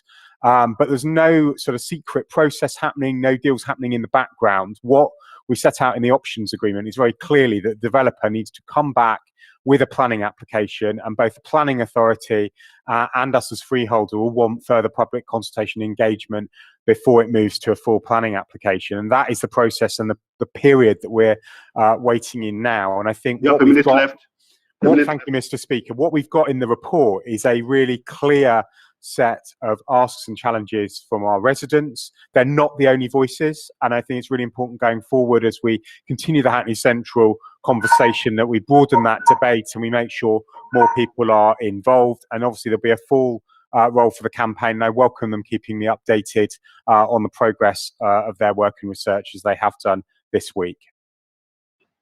Thank you, Mayor Glanville. Councillor Rabon, apologies, we can't take your supplementary because we are out of time. So we have now reached the end of the 30 minutes allocated time frame. I would like to thank members who have submitted questions. Those members whose questions were unable to be answered due to insufficient time will receive a written response. Thank you. We now move to agenda item 8. Elected Mayor's statement. Mayor Glanville, if you'd like to make your statement to the council, you have up to 10 minutes to address the council.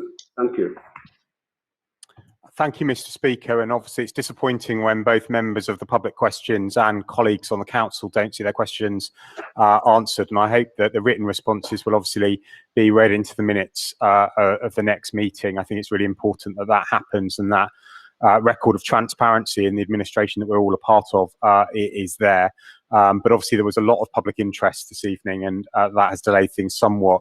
I'd like to start, Mr. Speaker, with Holocaust Memorial Day, and I think it was a very moving moment at 8 p.m. where we connected back to the event that we live streamed earlier today, but lit those candles. And I would just like to, I think on behalf of all residents in Hackney and people that took part in the event earlier, pay tribute to you, Mr. Speaker, but also all the team from the council and from our third sector partners, and obviously Nicola Babanu and others that took part in it. I think it was a very moving ceremony, and I'm really pleased that over 600 people have now viewed that event. And I think we all look forward to a time we can come back together again in person in the town hall. But actually, we did reach far more Hackney residents than we would have done under normal circumstances. And that theme of light in the darkness, I think, is incredibly important. And if you haven't watched the film, there are some incredible Hackney stories in the film, from Dr. Schonfeld, who Schonfeld Square is named after, to Ita Simmons, who was a Holocaust survivor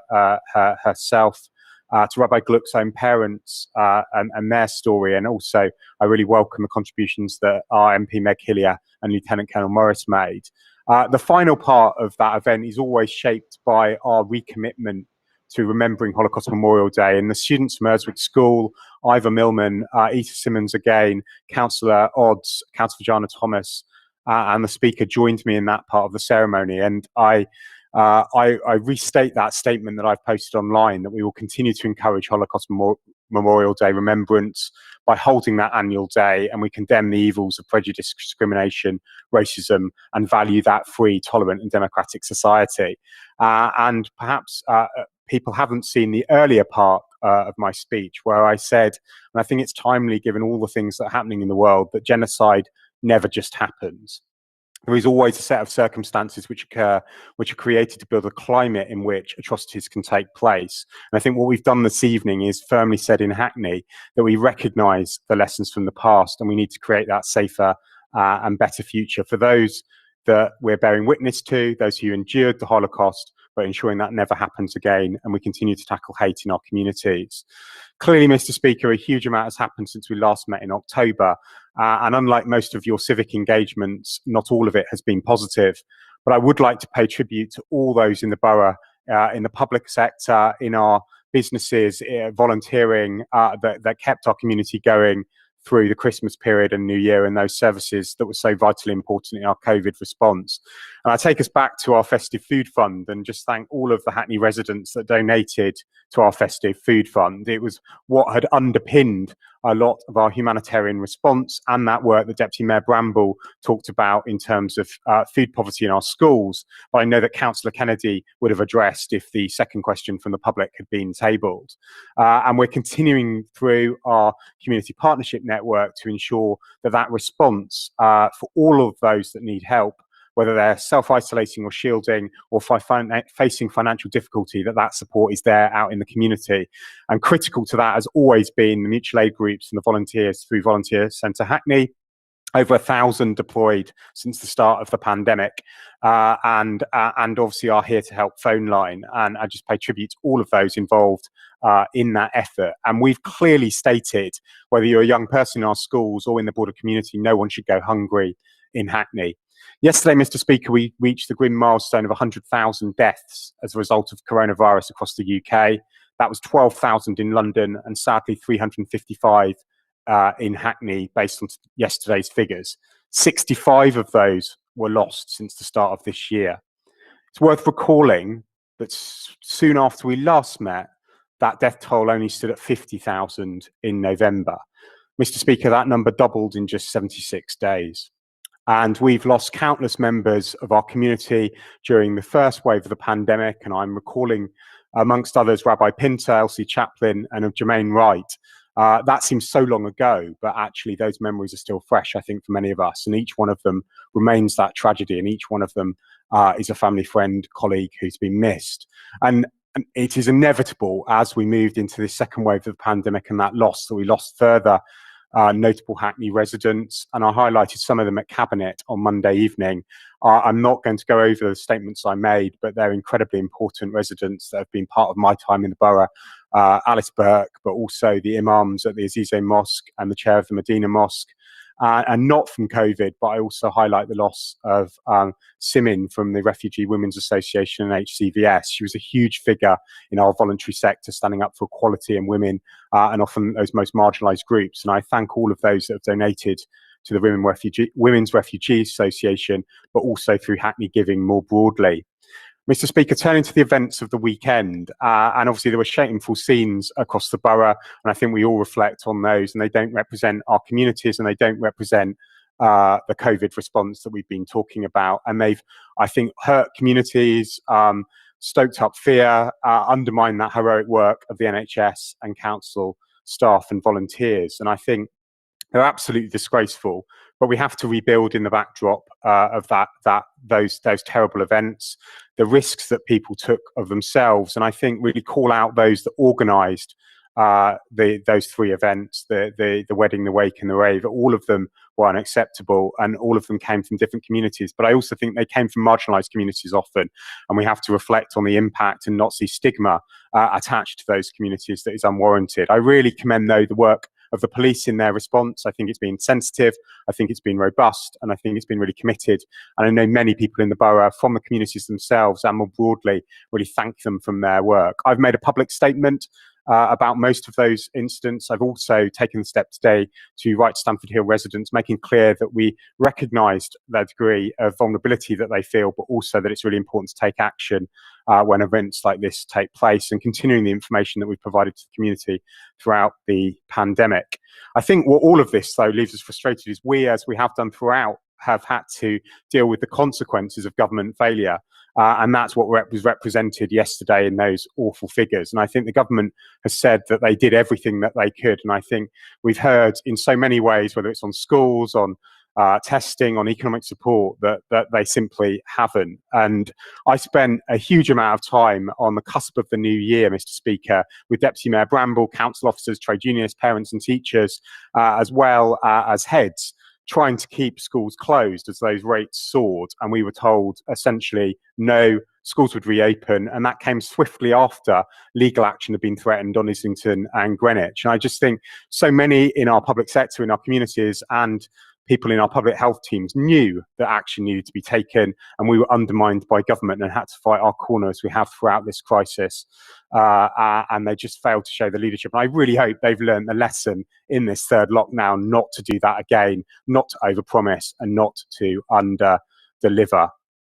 Yesterday, the Prime Minister did say that he will learn the lessons and reflect and prepare. But as I say, we've been there before and we've seen what happens when they fail to do that. And I hope they will use this lockdown, as we have in the Council, to improve our response. We've debated equalities, we've debated Black Lives Mattering this evening, as we have done before. And I think we've also shown that this Council takes action. I really thank Councillor Williams and Councillor Nicholson for their work on the removing of slave and plantation owners and people that contributed to transatlantic slave trade. We've launched a really ambitious programme of engaging with the community, and just before Christmas we removed the Castland Road Garden sign and are now really actively involved in a consultation with our communities to replace that. Again, the government deciding to wade into that debate, not listen to communities, no reflection on what they did at the Jeffrey a minute Museum. left, please. A minute left. Thank you, Mr. Speaker. And reigniting a culture war that in our communities simply does not exist in the maturity of the debate locally. Mr. Speaker, I'd like to reiterate everything that Councillor Kennedy said about the work of our public health teams, but also that broader NHS. I think we've got a huge amount to be proud of. There was mobilisation around Stoke Newington School, as Deputy Mayor Bramble said, around lateral flow testing, and our work to move on from the Stamford Court Test Centre, and I pay tribute to the staff that made that happen. We've seen things that I think, again, disgrace the organisations associated with Wetherspoons and their anti-lockdown posters. I'm really pleased they listened to us and removed them. And those anti-vaxxers and anti-lockdown protesters that went round our borough only a few weeks ago saying that lockdown doesn't work and that the vaccine isn't safe. Both of those things manifestly are not true, and we've proved so. Mr. Speaker, I'll finish today on the preparation for the budget. And today I wrote to the Chancellor and said that we really do fear that unless the government makes sure that reliefs are in place for business rates and our businesses going into the next financial year will see further hardship for local businesses. It's simply unacceptable that we're drafting a business rates bill for all of the business rates payers in Hackney, and they could be faced with a full bill. And I really wish the government would, before the budget, come clear with a plan for our businesses that recognises the hardship they've been through. Thank you, Mr. Speaker. Thank you, Mr. Ogbambe. Councillor Levy, would you like to respond? You have up to 5 minutes to do so. Councillor Levy? Yes, thank you, Mr. Speaker. Thank you. Good evening. Good evening. Firstly, I would like to echo the Mayor's sentiments and to thank you, Mr. Speaker, for conducting in the most dignified manner this morning's pre-recorded, but nevertheless very moving Holocaust Memorial Day event. Be a light in the darkness, indeed.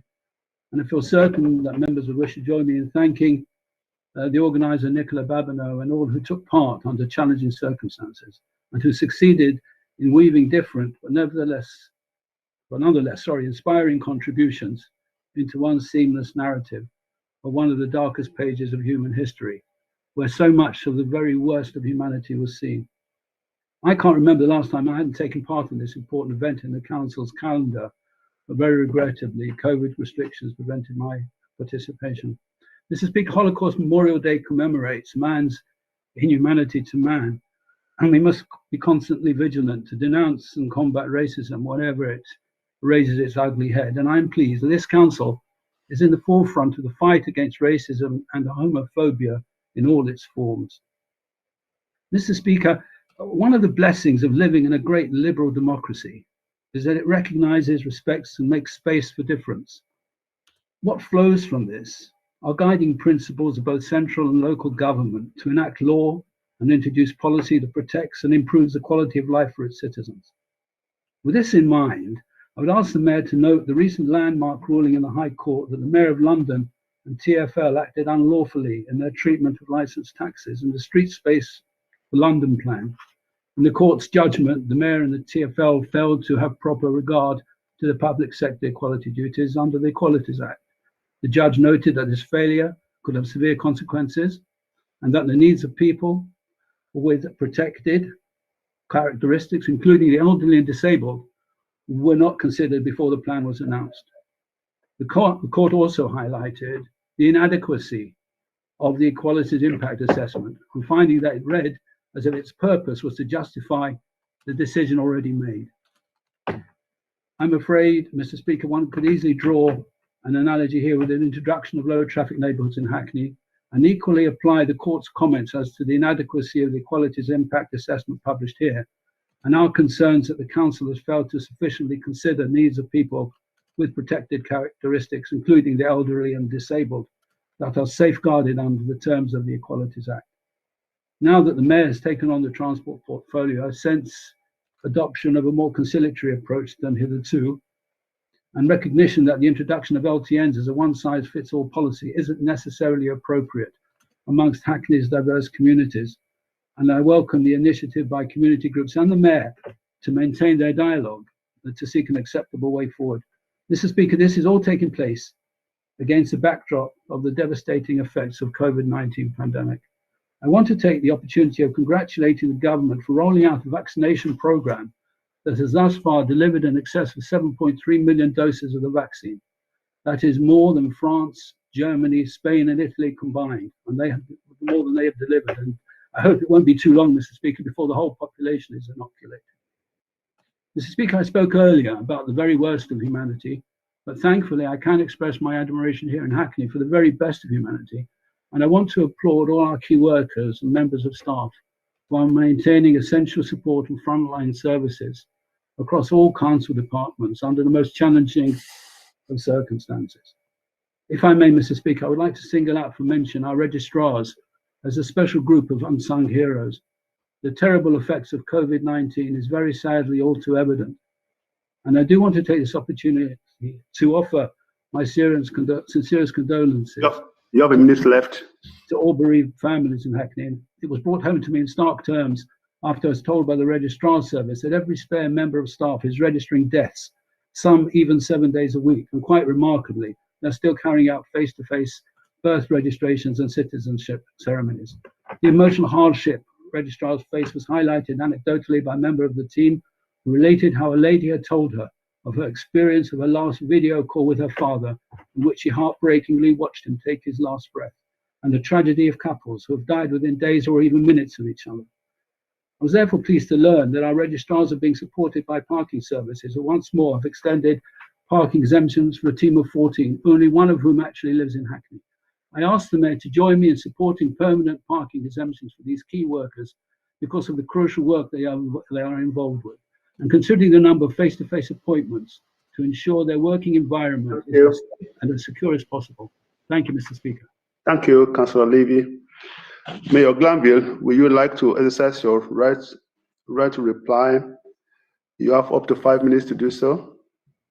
Thank you, Mr. Speaker, and thank you, Councillor Levy, for your words. And I think we're all united, I think, coming out of today's Holocaust Memorial Day in a reflective but even more determined spirit to protect what we hold dear, and that is our difference and diversity in Hackney. And I've said, countless times before, I think, both virtually and when we were able to gather in person, that none of this can be taken for granted. It is the hard work of so many of the people that we've referenced this evening, both in this council and our communities and beyond, that allows that to happen. And you only have that diversity if you turn up and fight for it. And actually, Hackney residents do that day in, day out. And I think that's the sentiment that I take away from your remarks. And I think it is, really sobering when you think what you've said about registrars, and I will come back to that in a second. Just to change tone slightly, I think all of us were disappointed by the legal decision last week. We in the council are reflecting on that and taking it incredibly seriously. I think we had a really considered approach in the council, both to consultation and engagement, but equalities under Councillor Burke and now. What we want to do is obviously reflect on that legal judgment. I know there's talk of TfL appealing, and I know there's meetings taking place across London to get that right. I think also Councillor Williams and I are really committed to ensuring that equality is at the heart of what comes next, and making sure that we build on the equality impact assessment and the references to the public sector equality duty that officers have already taken, and that we have that consistent approach. And I will also put on record this evening that I really respect and value the black cab industry in London, the contribution it makes to our public transport system, the work that they undertake on behalf of Taxi Card, and I'm now, as Chair of London Council's Transport and Environment Committee, acutely aware of Taxi Card and its key and critical role for some of our most vulnerable and diverse communities during this pandemic and before. So I reflect on what you've got to say, and we will obviously come back to that, as I've said, when we've got legal clarity, and it would be wrong for me to prejudge that work. I also, heartily endorse what Councillor Levy said about vaccinations and what the government have achieved so far, and what the NHS have achieved, and all of their community partners up and down this country. I think the critical difference between the government's response on vaccination and some of the previous government responses around things like testing and test and traces, they decided to deliver this programme through the public sector and the NHS and our GPs and our communities and our community pharmacies. That's why it's working so well. It's really clear that's why it's working so well. It's embedded, it's locally produced, it's local knowledge, it's culturally competent. None of the things are sadly that the government's responses on those previous issues showed. And I think hopefully that will be one of the lessons, that when we come together within the public sector, working with our communities, we can really deliver in this country in a way that is world leading, unlike the app and the test and trace commitments that were made by the government at previous stages of the crisis. I don't crow over that, though, because lives have been lost because of those mistakes. And I think we all need to come together and fix the things that have gone wrong. Our registrars are absolutely incredible. I wrote to them as the lead member for customer services at the start of the year. Oftentimes I feel it's myself, the security staff, and the registrars are the only people in this building. Hope is really important, and I think hope is something that the registrars give, and we've been able to maintain our citizenship ceremonies, and it's quite surreal hearing the national anthem billowing around an empty town hall. But I know the absolute joy from Hackney residents of getting their citizenship, being able to register births, and also continue with ceremonies and marriages. Thank you, Mr. Speaker. But also, they have had to deal with multiple challenges around registering the deaths, as you say, Councillor Levy, and I just pay tribute that that they deal at every moment in a family and person's life, and I think they deserve our absolute praise. On key workers more generally, as soon as we were aware of the national lockdown, we went back to what we did during the first lockdown and ensured that key workers and critical workers got access to those parking permits that they needed to. And we won the first in both lockdowns to secure that for key workers. I don't think that's sustainable as when we move out of lockdown, for all the reasons that will be familiar to people, but we would do anything around that in a really sensitive way, and recognising the needs of individual members of staff and risk assessments as they conduct that work. I finish really in the spirit of that hope, and the hope that vaccination programme gives, but also the hope of what we're delivering as a council, and just thank everyone on the council for the work that they do to ensure our services have kept going. Thank you, Mr. Speaker. Thank you, Mayor Glanville. We will now adjourn the meeting to take a 5-minute comfort break as scheduled in the agenda. Please, can all members turn their cameras and mics off? Can I please request that all members return to the meetings promptly, as we have a full agenda? Please note that once the meeting resumes, there will be a roll call to ensure that there's a quorum. So please be back at 9 o'clock. Thank you.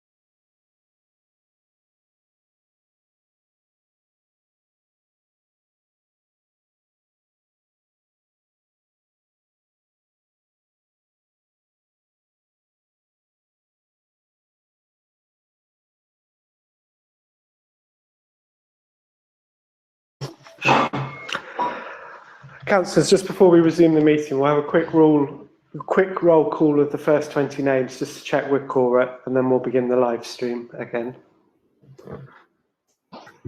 Councillor Adams. Present. Councillor Ajay. Present. Adajare, yeah. Adajari. Councillor Bell. I'm here, yeah. Councillor Billington. Present. Councillor Bramble. Present. Councillor Cameron. Present. Councillor Chapman. Present. Councillor Chauhan. Present. Councillor Coburn. Present. Councillor Conway. Present. Councillor David. Present, yeah. Councillor David. Yeah, he's saying present. Yeah. Councillor Desmond. Present. Councillor Etty. Present. Councillor Fajana Thomas. Present. Councillor Garcia. Present. Mayor Glanville. Present. Councillor Gordon.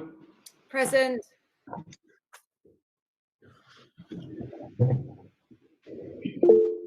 Councillor Hanson. Councillor Hanson. Present. Right.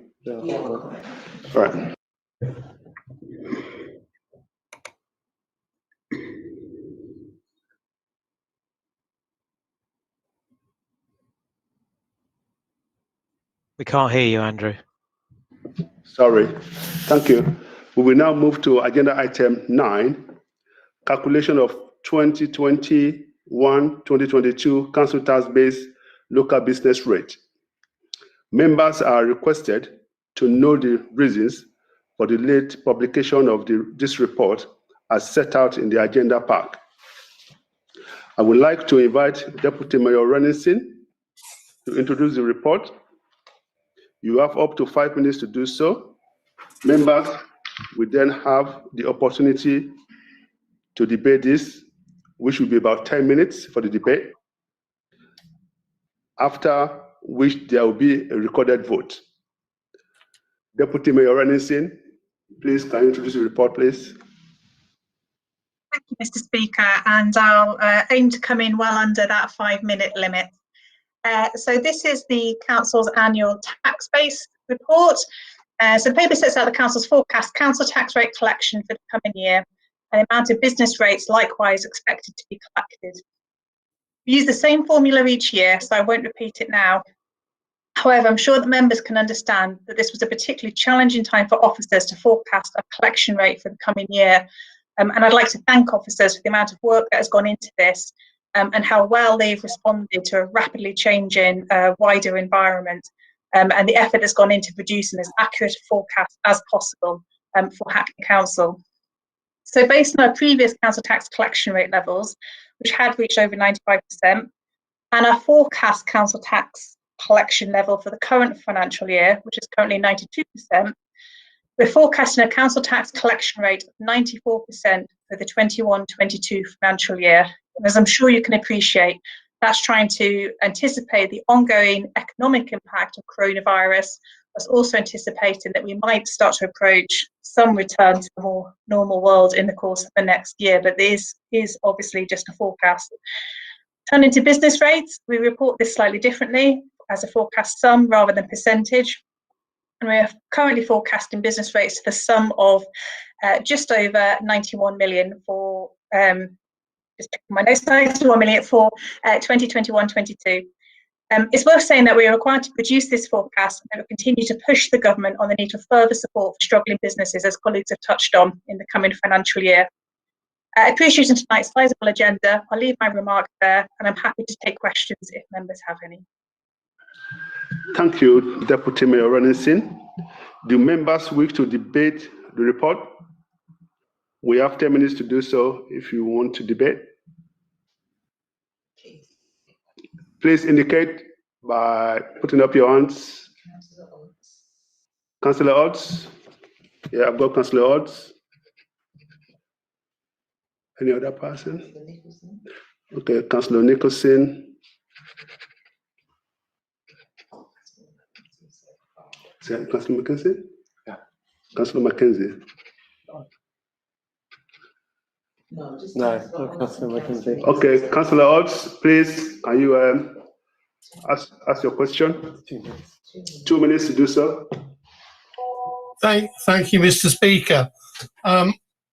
I will be voting against this item for the main and simple reason that a collection rate of 94%, in my opinion, is a totally gross overestimate. We are coming out of a period which is unprecedented, where the government has supported businesses and employees to an unprecedented extent. Where certainly my industry, the hospitality industry where I normally work, and I personally am furloughed, and I'm very grateful for the 80% that the government has provided me with, will be in total decline and will have massive redundancies once this furlough scheme ends. And we're not alone. I think this applies to many industries. The unemployment rate reached 5% for the first time in 4 years. You have a minute left. Thank God this government and its predecessors since 2010 had the sense to bring the country's economy back in line from the excesses of Gordon Brown and his successor. We therefore have the money and the resources, which eventually will have to be paid back, we know that, to actually propose this scheme. But once the scheme ends, we are going to see massive, massive redundancies. Thank you, Councillor Odds. That will be one of the failures. Thank you, Councillor Odds. Deputy Mayor Renison, do you want to take one more question before you reply, or you want to reply to this one first? Happy to take Councillor Nicholson's contribution before coming back in, Mr. Speaker. All right then. Councillor Nicholson, please, you got 2 minutes to make your contribution. Thank you, Mr. Speaker. And Mr. Speaker, just picking up perhaps on Councillor Odds's comments too about the success of furloughing, but I wanted to dwell first on section 4 of the report that Councillor Renison has sort of brought before us this evening. The report talks of the toing and froing between central government, our council, and indeed local government more generally, Mr. Speaker, and our local business community. It identifies a total of some £91 million that is projected to be income to government, the GLA, and our council through business rates charged in our borough. That's £91 million that is to be paid by our local businesses at a time of great stress for many running a business. Councillor Odds mentioned that this moment of stress that we're currently experiencing and living through as we speak. It is not just about furloughing, but it is also about the future of business rates. You have a minute left, please. A minute left. Mr. Speaker. As the Mayor touched upon in his earlier statement, the current government still insist in not planning ahead and are quite frankly holding our council and our community to ransom. We're being asked to plan ahead and deliver crucial public services to over 250,000 people with no idea if we have access to our allocation of our portion of £90 million and no idea what may be put in place to secure this element of income for our council at a time when the majority of businesses who are expected to pay their business rates are struggling to remain solvent. Mr. Speaker, we are on the side of our local business community. The Mayor has called on the Chancellor and this Conservative government to support our council and our business community, calling on the Chancellor to extend business rate relief beyond April of this year and to announce his intention now and not in March to ensure that our council is properly and appropriately resourced to continue serving our residents. Thank you. Vote with us and support our call to extend the support beyond April for our local businesses so that we can be financed to deliver the services that our residents expect, deserve and are entitled to. Thank you, Mr. Speaker. Thank you, Councillor Nicholson. I can't see anybody else that want to make any contributions. So we will now proceed to vote. Speaker, can I respond to Councillor? Sorry, I'm going too fast. Deputy Mayor Renison, please respond. Thank you, Mr. Speaker. Councillor Odds raised a number of points, and I'll do my best to come back on those in as succinct a fashion as possible. So on the impact of the sadly anticipated unemployment as furlough comes to an end, we have, of course, built that into our modelling. We've built an increased council tax support caseload into the modelling, and we look forward to bringing forward plans in the budget for how we're going to channel additional support to those residents in the borough on council tax support. So rest assured that that is fully accounted for in the forecast. I'd also like to stress the importance of a balanced approach to how we forecast the collection rate. If we set it too high and we don't achieve that, then yes, that is debt we carry forward into future financial years. Too low, and those are additional budget savings that we have to make in the coming financial year. So we work as hard as possible to make sure our forecast is as accurate as it possibly can be. And should also say that at this point it appears that we've got the lowest, I think, collection rate forecast across London. And so perhaps Councillor Laws would like to speak to some of his colleagues at other councils across the capital to find out why they've chosen to set rates higher than our own. And just that final point on around responsible finances, and I refer Councillor Oz to the overall financial position report that we brought to Cabinet earlier this week. I mean, to be blunt, if the government was a local authority operating under the same financial restraints that we have to operate under year after year, after the decade of austerity we've had, they would have been served their Section 114 notice long before now. I can't remember who uttered the immortal words about fixing the roof while the sun shines. But you go back and you look at those borrowing figures going back over the past decade. This is not a responsible government. We're not going to get in a sensible financial position, and we're all going to pay the price for it as we come out of it. Thank you, Deputy Mayor Ranin Singh.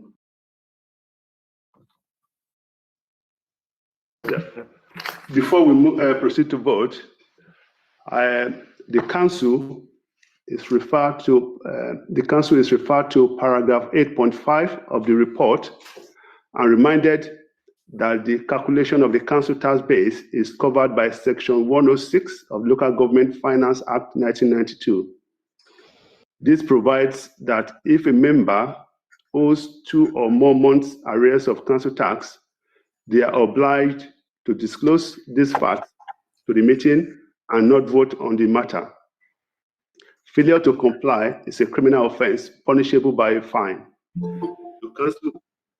Do councillors have any declaration regarding this? Any declaration regarding this? No, that's fine. We will now proceed to vote. There will now be a roll call, and each of your names will be called in alphabetical order. When your name is called, please turn on your camera, indicating how you wish to vote on the recommendations set out in the report. Please simply state for, against, abstain. Thank you. Councillor Adams. For. Councillor Ajar. For Adejare. Councillor Bell. For. Councillor Billington. For. Councillor Bramble.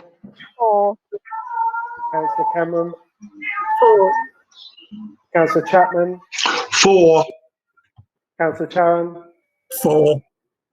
Councillor Coburn. For. Councillor Conway. For. Councillor David. For. Can you hear me now? You can, yes. Councillor Desmond.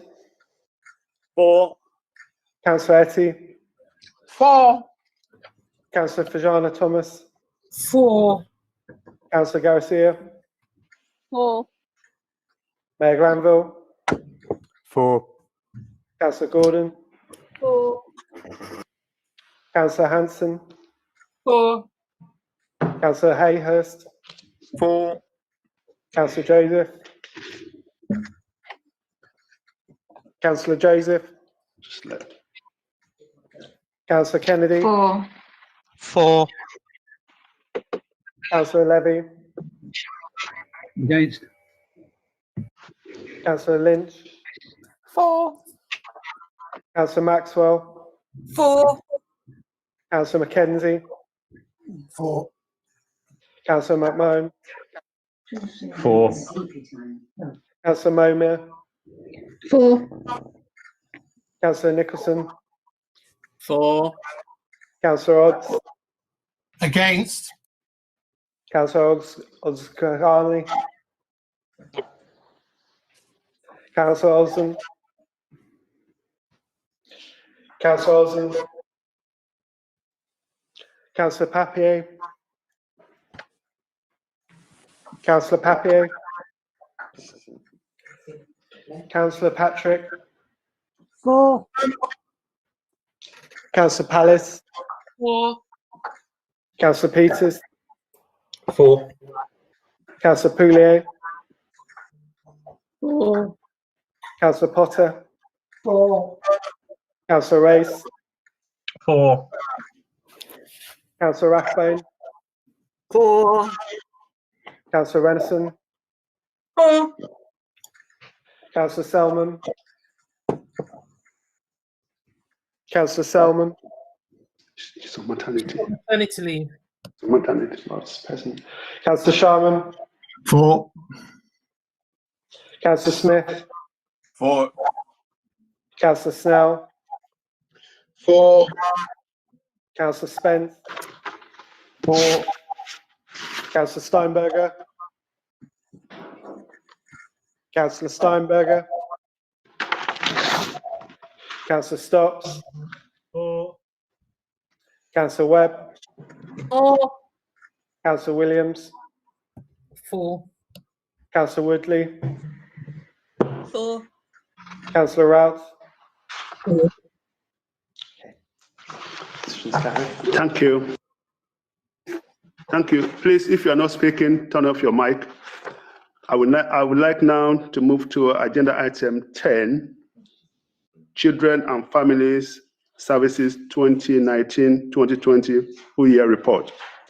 I invite Deputy Mayor Bramble to introduce this report. You have up to 5 minutes to do so, following which members will have the opportunity to debate the report. Thank you, Deputy Mayor Bramble. Thank you, Mr. Speaker. So the report set out before you is the full report, which is used for members, elected members, on the development and key functions of the council, the performance and trends of children's social care. And this is from the period of 2019, Mr. Speaker, to 2020. This report, Mr. Speaker, has been tabled for full council here, of course, corporate parenting, cabinet, and children and young people scrutiny. It has also been debated at the City and Hackney Safeguarding Children's Board. And I will set out in a little while an overview of the developments of different areas. I also want to take the opportunity to thank Sarah Wright, who has since left the service, and thank her for the work that she has done, and equally the report her and officers have done in the presentation of the report to make sure that it's presented in a meaningful way for councillors, Mr. Speaker. I also want to welcome Annie Coyle, who is also the interim now head of service, who has equally been engaged and has worked alongside me. And I know that has also met with the mayor and has engaged with him also. So let me set out first some key challenges, Mr. Speaker. Firstly, I want to start with the Ofsted report. And as you know, we were inspected, and while Ofsted came and found many positive things to say about the council, they set a clear framework of ways that we needed to improve, and we absolutely took that on board. And the mayor and I were quite clear that we wanted that to be a transparent transition going forward. And if you go onto the council website, that action plan is there for the public to see in terms of accountability and transparency on that work. I think that COVID has had a significant impact on the service and how our team responds to working with children and young people. And as and when the legislation or the restrictions ease or lapse, Mr. Speaker, they will meet in person with children and families and thinking of different ways to engage with children and families when that isn't possible to do physically. The cyber attack has then compounded the service, Mr. Speaker, and they have had to work hard with our ICT team to ensure that we can get robust systems in place to be able to have practitioners carry out the work that they need to do around supporting children and families. Conscious of time, I want to point out some achievements though, Mr. Speaker. I think the work of our young carers has to be highlighted. 65% of them are in education and employment or in training, which is the best in the country. Mr. Speaker, I have to take this opportunity to say they are the best in the country. We should have our proud parent t-shirts on. And our looked after children also 5th in the country for their GCSEs. I mean, amazing. Children that have the most complex life are 5th in the country. Go Team Hackney. Absolutely brilliant. Mr. Speaker, there are many things that I wanted to point out in the report, but I'm conscious of time. I have to speak about the anti-racism and practice work the services are doing, whether it's around recruitment and aspiration for the team in terms of their leadership, whether it's the senior management team acknowledging and realizing that it's predominantly white and how we address that, whether it's the work that we're doing around unconscious bias training. I know that, and that has been led by Councillor Williams across the council. And for me, that was really important, Mr. Speaker, and I raised that because if you only talk about staff development, staff support, you're making the assumption that Black people are not in positions of power and influence because of them themselves as an individual. It's really how we tackle institutional racism, the structures around how racism happens. And I have to say, Mr. Speaker, that our approach in the service is one of not around individual responsibility. Of course, if you experience racism or see it, you must call it out and address it. But it's really important in our bid to respond to racism that there isn't a disproportionate expectation that Black a minute left, please. A minute left. Account in the same way. I want to say that I just want to finish there by saying I want to thank all of the staff that are working really hard to respond to not just the Ofsted report, but responding through COVID and having to mitigate against the cyber attack. And it's really important that I thank them in all that they're doing. Thank you, Mr. Speaker, for your patience. Thank you, Deputy Mayor Bramble. And I think my dark skin's beautiful, Mr. Speaker, but I've often said that that's biased. Thank you. Thank you. Would members like to debate the report? You will have up to 5 minutes to do so. Please indicate if you want to, if you have any contribution. Can you see anybody? All right, thank you. Can we? No, I've had my hand up, Mr. Speaker, since the start of the item. Sorry, Mayor Glanville. I can't see everybody, so yeah, go ahead. You got 2 minutes. Councillor Snail as well. Thank you, Mr. Speaker, and can I just thank Deputy Mayor Bramble for introducing the report and you know, for a topic like this at an hour like this, it's tricky to do the justice to the breadth of the work that's being undertaken. And I praise from the leadership within Children and Family Service, but also our frontline practitioners. And I think for all the reasons you set out, it's been a very challenging year, but they have worked incredibly hard to fulfill our corporate parent function. And I also know that one of the things we wanted from the Ofsted process was a period of reflection, transparency and honesty. And I think that's really clear both in this report, but the Ofsted journey. And again, there are many members here tonight that have been part, whether it's through the scrutiny process or the various boards and panels that have ensured that that critical thinking has followed that process through and continues to provide the constructive challenge that I think we would all expect. And I'm really proud to be part of that process. I'm really affected to be part of that process. I just want to finish that I think sometimes it's easy not to talk about the difficult things at meetings like this. And I couldn't say it in what we said earlier, but I think the work that Councillor Deputy Mayor Bramble has said around exclusions and the pilot work around Year 7, but also how we're responding to the various serious case reviews, both in adults and children, and the maturity of that, and the fact that we recognise that there have been failures of practice, but we want to respond to that and improve practice and improve our system to support the most vulnerable people in our borough, whether they're rough sleepers, children in care, or people at risk of exclusion or indeed excluded. And I think the response that Councillor Vajana Thomas gave as well around policing and the value that we place on inclusive and proportionate policing that recognises our diverse communities is equally important on this journey. But huge credit to you, Deputy Mayor Bramble, and the team that worked on this report. Thank you, Mayor Glanville. Councillor Conway. Thank You you, have a minute and a half. Thank you, Mr. Speaker. I'll be very brief. I'd like to start by welcoming the report and thanking Deputy Mayor Bramble for introducing it. The challenges facing our most vulnerable children and families in the borough have undoubtedly been compounded by the COVID pandemic, and I fear that we are still yet to see the full impact this pandemic will have had on our children. I'm encouraged to see that services have acted so quickly to develop creative ways to continue delivering vital services while also making progress against each of the areas of improvement identified in the Ofsted action plan.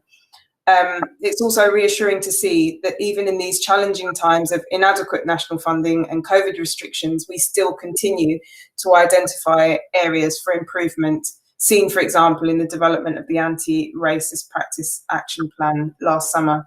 So once again, I'd like to welcome this report and would like to thank officers for their continued efforts to support and safeguard children and families in the borough. Thank you, Councillor Conway. Councillor Snail. I just want to make... You have a minute and a half, please. Sorry? You have a minute and a half to make your contribution. Thank you. Less than that, I hope. I do worry when we're on these meetings and everyone can look online that people don't understand that some of this stuff goes through really quickly, like we don't care about it at full council. And of course, Sophie and her colleagues on scrutiny have already picked over this report, held the officers and the cabinet members to challenge, and that's the reason it goes through so quickly here. So it's not a lack of interest, we've already kicked this stuff all over the place, and we've checked that what we're being told is true. So if anybody really wants to know what's happening in this area, just focus in on the scrutiny committees. We have a bigger scrutiny process, I suspect, than any other borough in London. And I think Phil is to be congratulated on actually supporting that as the mayor. So I just wanted to make that clear to anyone who's watching. Thank you very much. Thank you, Councillor Snail. Councillor Lynch, you have a minute to make your contribution. Oh, thank you, Mr. Speaker. It was probably just to echo what other members have said, is just to commend this report. I'm a proud member of our corporate parenting board that's chaired by Deputy Mayor Bramble, and we've been hearing throughout the year the work that team in particular have been doing, supporting children who may not normally be needing to access parent or corporate parenting services in terms of coming and looked after children because of the devastation that COVID has done to our community. So I just wanted to put on record, I have told them whilst we had our last meeting around to thank them and commend them for the work that they've done, because it's very hidden sometimes, some of the work that those teams do in making sure that our children are given as much care as possible when they're needed and a crisis happens. So thank you. And once again, thank you, Deputy Mayor Bramble, for the work that you've done, and also for the team. Thank you, Councillor Lynch. Councillor Woodley. Thank you. I think I'm prompted somewhat by Councillor Snell's words to speak up here, because I have perhaps taken for granted that my appreciation, particularly of Deputy Mayor Bramble's leadership in this area, and of our executive actually in their leadership, has been said often and with warmth and heartfelt feeling. I will shout out to the Disabled Children's Service and to Young Hackney for the incredible flexibility they've shown in this last year. It has been an incredibly difficult time for our families, and our officers have really bent over backwards to support them, and there's a lot more we can do, and we know that. We will be looking very closely at well-being. We are participating in parent forums. We are always, open to hearing how people are doing. And yeah, thank you very much.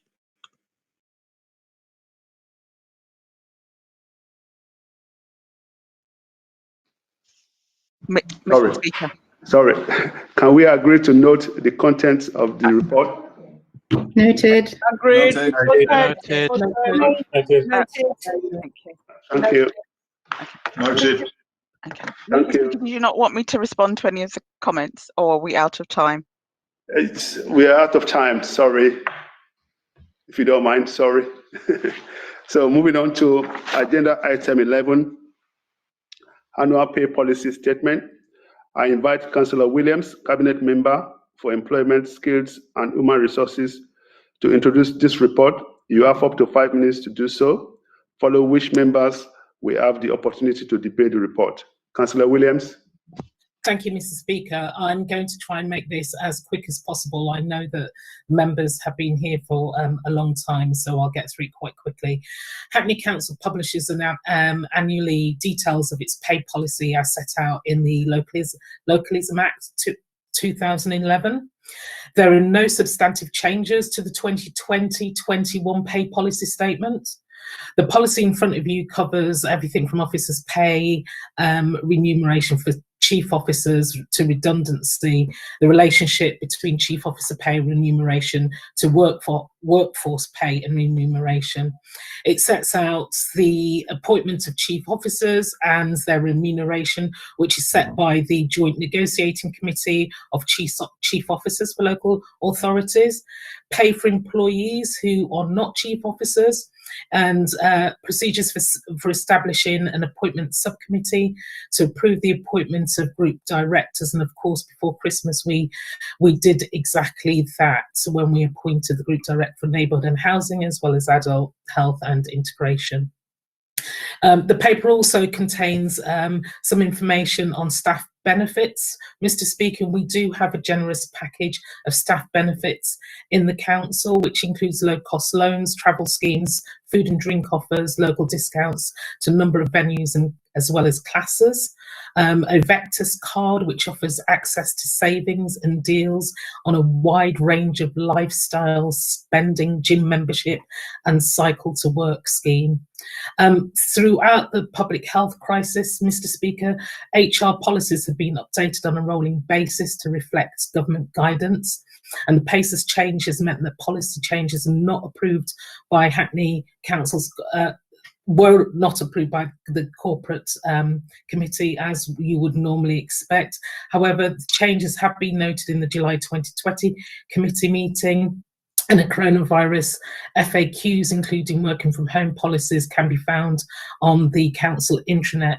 The paper does set out changes to, or the addition of an leave and pay for parents of premature babies hospitalised after birth, an increase in the bereavement policy leave. And what isn't noted in this paper, but what has also been added to our HR policies, is the implementation of a new menopause policy. And I'll leave it there, Mr. Speaker, because we don't have a huge amount of time this evening. Thank you very much, Councillor Williams. Would members like to debate the report? You will have up to 5 minutes to do so. Please can you indicate if you want to make a contribution? Councillor Snell's got his hand raised. Councillor Snell, you have 2 minutes. Is it Councillor Snell, is that from before, or you want to make a contribution to this debate? I think it's a legacy hand, Mr. Legacy hand, okay. Who's that? Who's next? Nobody else? All right then. Thank you. Can we agree to note the contents of this report? Noted. Noted. Noted. Noted. Noted. Thank you. Noted.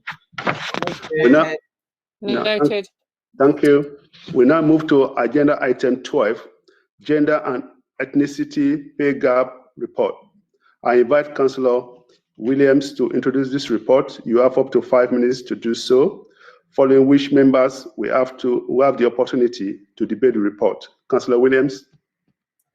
Thank you again, Mr. Speaker. This year, the Gender Pay Gap Report and the Ethnicity Pay Gap Report have been rolled into a single paper. The Gender Pay Gap Report, Mr. Speaker, is a legal requirement. The Ethnicity Pay Gap is not. It is one of the ways in which the council is ensuring that we don't simply pay lip service to the words Black Lives Matter. It's a political commitment to the council to be open and transparent about the work that we are doing to increase ethnic diversity across the council, particularly in the top 2 quartiles of the organisation. As we're short on time this evening, I won't take you through all of the details. I'll leave members to go through them. I know that I've taken them through the details elsewhere previously. We continue to have a gender pay gap in favour of women employees, and the current figures shows a gap of 1.16% as measured by the mean, or 3.57% as measured by the median. To help members to compare that with other London boroughs, Hackney's mean gender pay gap falls in the second quartile of all London boroughs and for inner London. The median pay gap falls in the second quartile for all London boroughs and for inner London. The paper also contains a calculation for the ethnicity pay gap. The report shows the ethnicity pay gap in favour of white employees, again, of 15% as measured by the mean and 12.11% as measured by the median. I'll offer the same caveat that I've offered previously. Staff are not required to reveal their ethnic identity. So without that complete data, we're unable to give an accurate calculation of this council's ethnicity pay gap. What you have before you is a representation and a commitment to the work that we want to do in this area, but we're not complacent. We have an action plan to close the gap. Actions include, but are not limited to, implementing an extensive inclusive leadership program and a cultural competency and humility training program, recruitment of inclusive champions, creating pathways for staff to progress to senior levels. That includes deploying our apprenticeship levy to enable that to happen. And we've increased local recruitment so local residents can join the authority. And of course, there's the important program, the Young Black Men program as well, Mr. Speaker, and I shall leave it there. Thank you very much, Councillor Williams. Would members like to debate the report? You have up to 5 minutes to do so. Please indicate if you want to make a contribution. Councillor Odds. Thank you, Mr. Speaker. Very interesting report. I don't really have anything to say on the gender pay gap, because that is an ongoing thing. But as far as the ethnicity pay gap report is concerned, is it not a misnomer to call it an ethnicity pay gap when in the pay rates, the BMA pay gap, it says the difference between BAME employees pay and white employees pay as a percentage? Is this because the council does not have members of other ethnic groups in its employ? And is it not the council's policy to improve the percentage of employees to represent the ethnic diversity of the borough? And at the moment, this is grossly lacking. I refer in particular to my particular knowledge, that to the best of my knowledge, there are very, very few, if any, Orthodox Jewish employees in the council. And there is certainly a substantial percentage of Orthodox Jews in the borough, as we know. So should this report not be renamed because it doesn't cover all ethnicities? I think the name is an accurate representation of the details that are contained in the report. No, I do not believe that the name of the report ought to change. It is a record of the ethnicity pay gap based on the information that we have about our staff, the staff body within the council.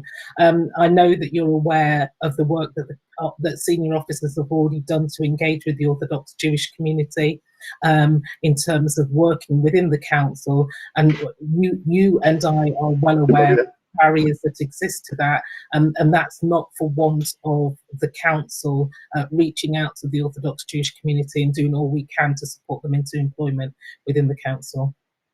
Can I just mention that my highlighting the Orthodox Jewish community was just an example, and there are other ethnicities that do not feature. Thank you, Councillor Odds. Anybody else? No, thank you. Can we agree to note the content of this report? Noted. Noted. Thank you. I will now move to agenda item 13, Pensions Committee's Annual Report. I invite Councillor Chapman, Chair of the Pensions Committee, to introduce this report. You have up to 5 minutes to do so, following which members will have the opportunity to decide to debate the report. Councillor Chapman. Thank you very much, Mr. Speaker. It's been a difficult year for everyone, including our pension fund. The COVID pandemic has caused exceptional volatility in investment markets, but I can now we now know that funding levels have returned to previous levels, and so overall, though we've experienced exceptional volatility, we're back now to the funding levels that we were seeing a year ago. The current financial position of the fund remains sound. We're also pleased to report that we have been able to maintain services to members and pensioners throughout the crisis. Pensions have been paid and admin functions carried out effectively.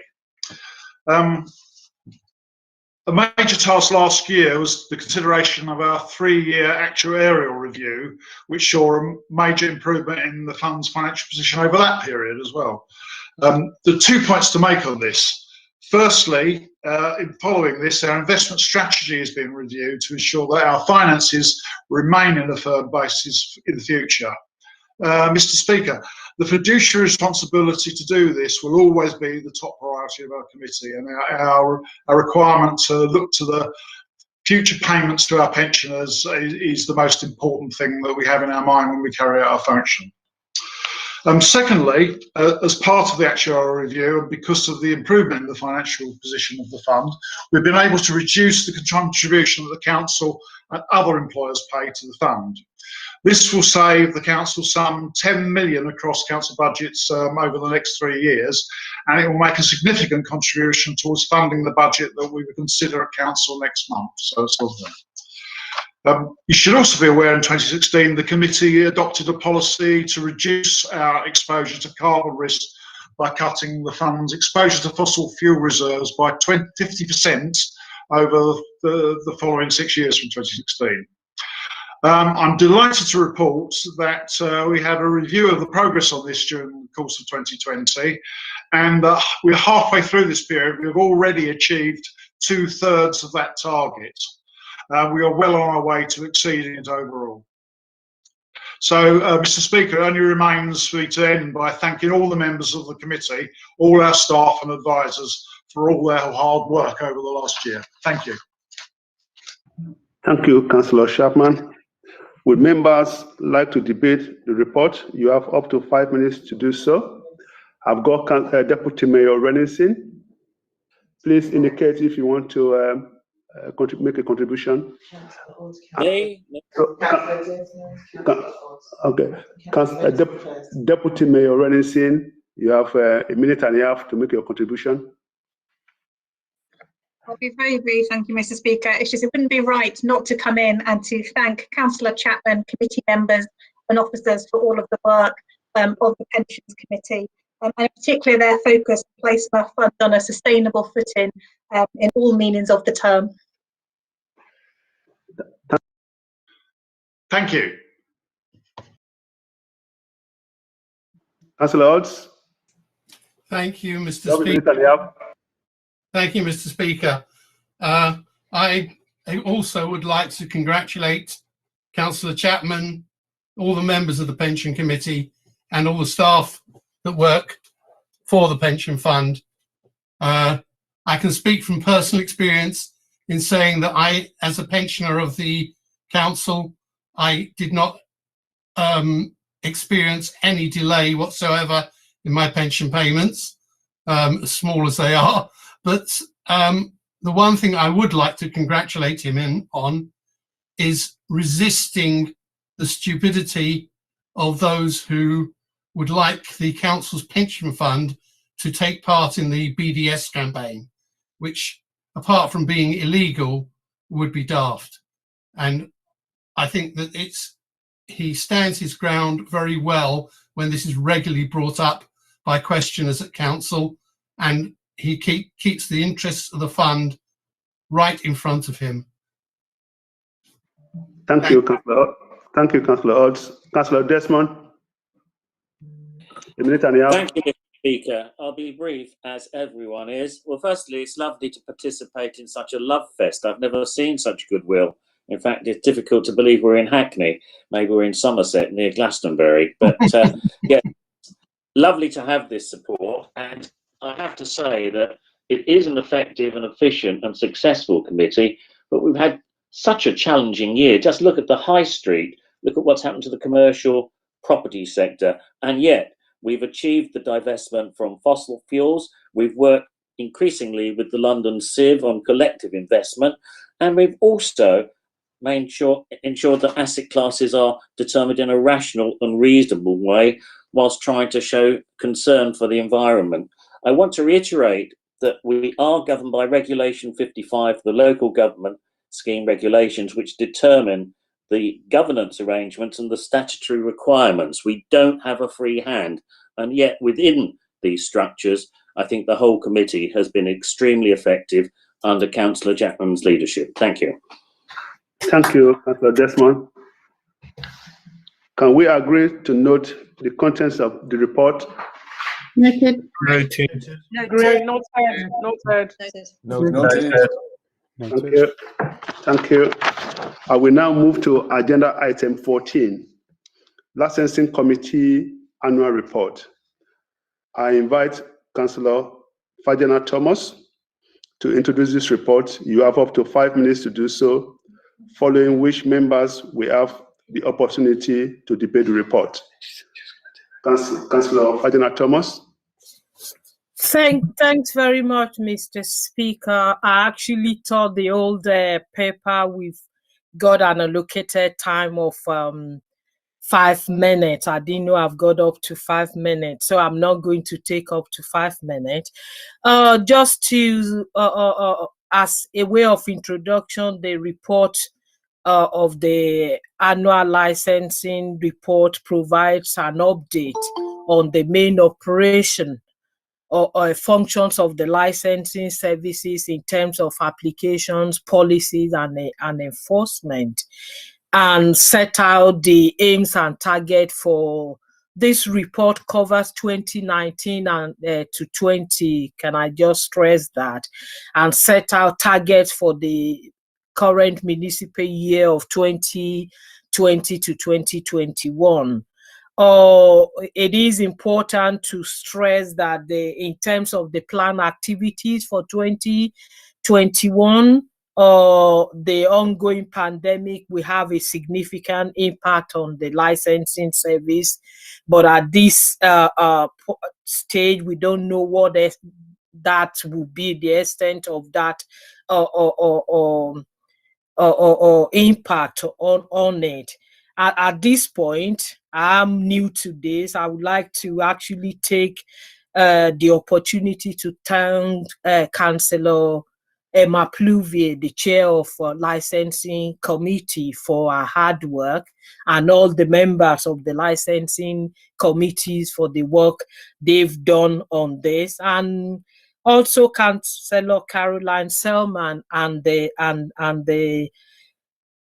staff, the licensing staff. One thing that I want to say that I've been in the last couple of months that I've witnessed is the nighttime economy levy and what we have done in terms of using that money to keep our nighttime economy safer and our residents safer.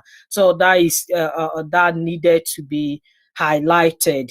Unsure if Councillor Pluvier would still like to add anything. Chair, I will stop here and say thank you. Thanks. Thank you. I can see the mayor putting up his hand. The mayor, you want to come in there? I would defer to Councillor Pluvier if she's going to come in as the chair of licensing, but they're coming up. She's indicating to know. So I just wanted to, highlight what Councillor Vajana Thomas said about the work of the licensing team, but also just reflect on where the sector is at the moment in the borough, and have this opportunity to really thank all of our licensed premises for the work that they have done for all the different ranges of lockdowns. And obviously there have been various schemes of government support, but they've often fallen short, and they've often had conflicting advice attached to them in terms of opening, closing and all of that. And our licensing team have had to respond to that challenge, keep our residents safe, and obviously fulfill their regulatory function in the climate where this industry is facing some of the most significant challenges of any industries in Hackney, London and the UK. And I just thank the pub watches, the nighttime levy team, and the sensitivity that's been shown by everyone involved in the leadership, from Councillor Plevier and Fajana Thomas, for the support for this sector. It's one of the things that makes our borough so special. It's full diversity, and it has my sort of full support. I know Councillor Nicholson's full support, and we're continuing to support, especially those cultural venues that have been closed, those live music venues that have suffered so much during this pandemic, and the workforce that would normally be employed there. Thank you, Mayor Glanville. Councillor Peters, do you want to propose an extension to the meeting? I do. Could I move that we extend the length of the meeting by an additional 30 minutes to 10:30? Seconded. Thank you. I will now invite Councillor Odds to make his contribution to the Licensing Committee annual report. Thank you. Thank you, Mr. Speaker. I want to echo what Councillor Fajana Thomas and the Mayor have said in terms of congratulations to the licensing team for all their hard work. And as a member of the Licensing Committee and Subcommittee, I would like to extend thanks to not only to the licensing officers, but also to the legal officers, who are, one of whom, our senior legal officer for the sub-licensing subcommittees, left this year, and there was a very smooth takeover. And I would like to draw attention, although I don't think the outcome is really due to the licensing committee, it's more due to the licensees. But one thing that really pleases me is in the summary table, the betting shop premises licenses renewal is down from 51 to 39. And the less betting shops we have in the borough, I think we can all agree that they are pernicious. Although they do provide employment, I think that's quite minor compared to the damage that they do to families. Unfortunately, most of it will have moved online, but nevertheless, it's less harm to school children and less harm to families. And I just want to repeat my thanks to all those hard-working people who work day and night in the licensing service to make sure that our licensed premises can conduct their affairs legally and that they don't overstep the mark. Thank you, Councillor Odds. Thank you. Deputy Mayor Renningsin, I can see your hands up. Do you want to come in? It's a legacy aunt. Okay, thank you. Can we agree to note the contents of the report? Noted. Noted.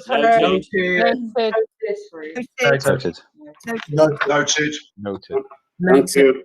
Thank you. Noted. I will now move to agenda item 15, appointments to committees and commissions. Can I ask the Chief Executive, Tim Sheets, to introduce the report? Thank you, Mr. Speaker. This report seeks to appoint a co-opted member to the Children and Young People Scrutiny Commission as set out in Article 7 of the Council's Constitution. So with that introduction, the report is there set out. Thank you. Thank you. Can members agree the appointment of Mr. Richard Brown, statutory representative from the Church of England, London, the Ocean Board, as a voting co-optee to the Children and Young People Scrutiny Commission until 1st of May 2022?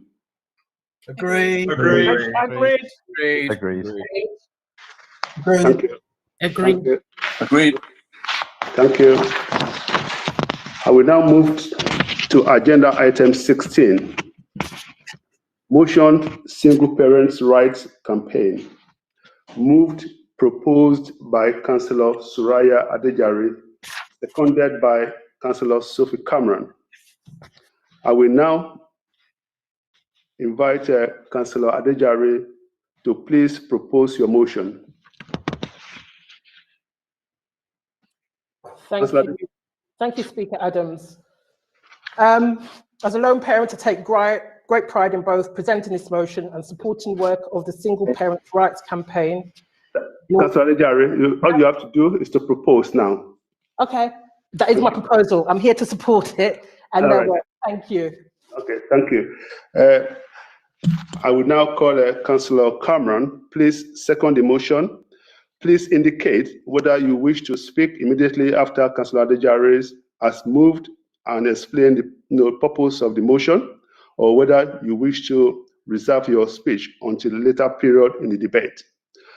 Councillor Cameron. I'll speak after Councillor Adejare, please. Okay, thank you. This is seconded, right? Okay. Councillor Adejare, please move and explain the purpose of your motion. You have 5 minutes to do so. Thank you. Less than 50 years ago, single parents in Ireland were being consigned to homes for unmarried mothers or mental institutions, often abused and commonly deprived of their children. This occurred within a society which embraced judgmentalism and a perverse sense of morality. There was no equality for either the women or the children subject to these practices, and they existed within a framework lacking any sense of humanity or acceptance. While we can say that we've moved on from such barbarity, with a certain degree of belated redress now occurring, we still remain in a place where some in society continue to perpetuate Malthusian approaches in respect of single-parent families.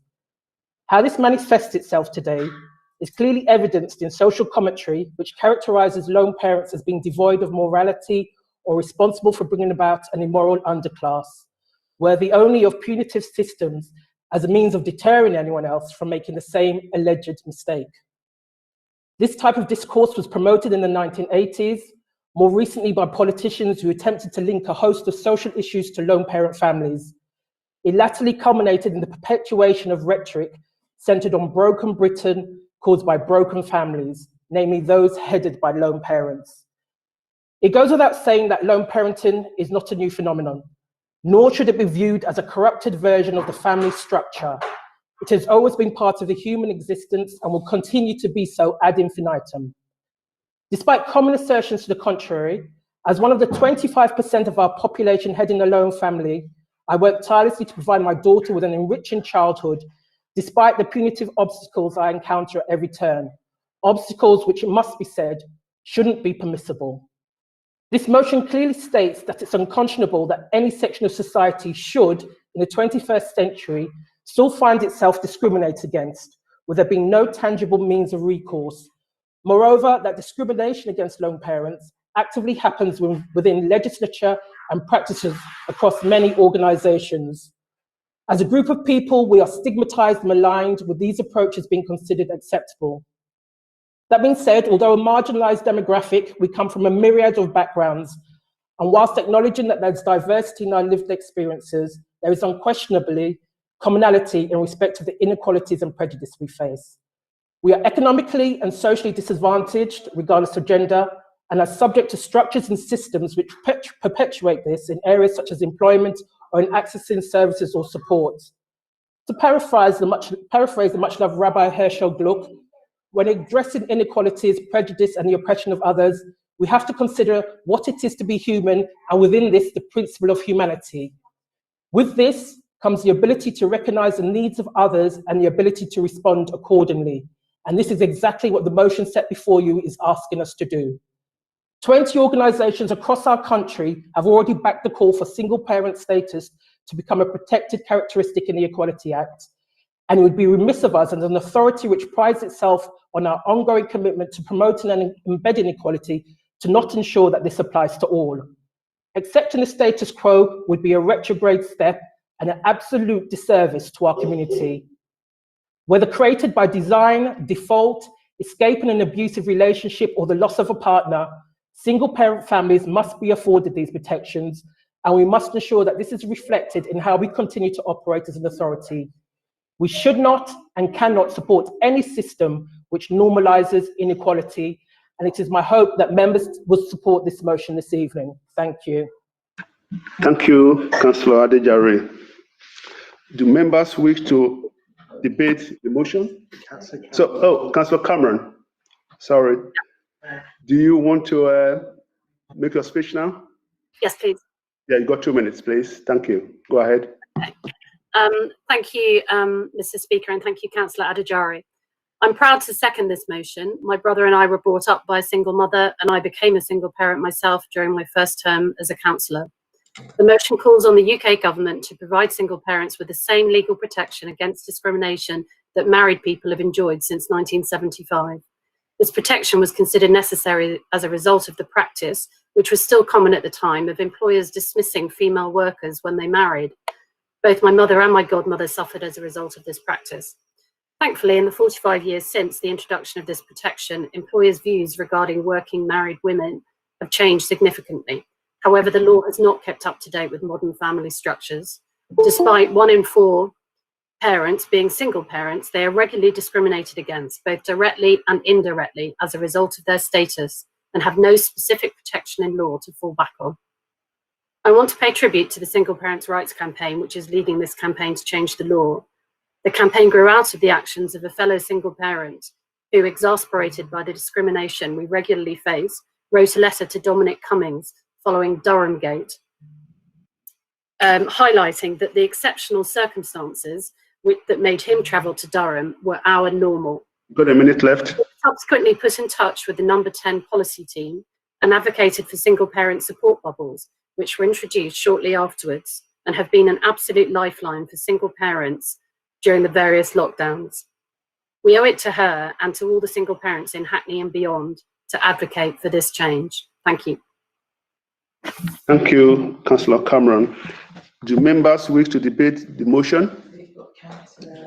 Yes, yes, I've got Councillor Mawema, Councillor Eti, and Councillor Woodley. So, Councillor Mawema, you have 1.5 minutes to make your contribution. Thank you, Mr. Speaker. I won't take the minute and a half for this. I just wanted to put on record my genuine thanks to local Hackney Downs resident Ruth Talbot, who brought this to my attention. I know she's been in the past in contact with Councillor Cameron and Councillor Adejare, and really as somebody who is not a parent, I am really proud to have been asked to participate in this and supporting this really, really important motion. There are thousands of people who are overwhelmingly women in our borough who are affected by some of the issues raised in this motion, and this is for me a really good first step in terms of making sure that alongside the work that, for example, Councillor Williams does, that we're able to think about the circumstances and the ramifications of the decisions that we make as an authority, that our partners do, and the things that affect our residents' lives, and equally, if not more importantly, the children that those single parents are raising in very difficult social and financial circumstances. And finally, I'm very proud to be in a council where I know those people who are single parents here have had difficulties in terms of engaging and being part of the political process. I want to say that I'm really proud of the fact that I serve alongside you and that you continue to advocate for your residents with kids in the back and everything else. And I really commend this motion and the thoughts behind it to this council. So I really hope people will support it. Thank you. Thank you, Councillor Eti. You have 1.5 minutes, please, to make your contribution. Thank you, Mr. Speaker. And also, I would like to echo a big thank you to Councillor Adejare and Councillor Sophie Cameron, and also to the Single Parents Rights Campaign. Single parents in our society need to know that they have the government support. And this is aside from the provision of benefits or other signed for social amenities. This motion serves to reinforce the idea that individual cultures might discriminate, but our society doesn't, and I support this motion. May I remind all of us of what happened last week? Amanda Gorman, a youth poet that stole the inauguration show in America, she's been raised by a single parent. And I quote, everyone knows the quote. It says, if only we're brave enough to see it, if only we're brave enough to be it. To Single Parents Rights Campaign and to all single parents in Hackney and beyond, you always carry on with smiles, with inner strength and capabilities you never knew you had. I support the motion and I encourage others to support it. Thank you, Mr. Speaker. Thank you. Councillor Woodley, a minute and a half, please, for your contribution. Thank you, Mr. Speaker. And before anything else, I also want to extend my thanks to Councillor Adejare, Councillor Cameron, Councillor Etty. A huge thank you to Councillor Mwema for her contribution to this work, and of course to Ruth Talbot of the Single Parent Rights Campaign. This motion is one that I hope we can all be proud to adopt. As a single parent myself, now with a fully grown son, you can imagine how moved I am to hear this motion and these speeches. I was also very moved by Amanda Gorman's words and how she conjured up Maya Angelou with her words of her single mother raising her. I welcome the opportunity to highlight the rights of the lone parent and to see what a glaring omission it is that single parents are not at present recognised as a protected characteristic in the 2010 Equalities Act, alongside marriage and civil partnership, pregnancy and maternity. I also value the opportunity as lead member for families to reflect on how hard this pandemic has been for everyone, and especially for those bearing full responsibility for dependents.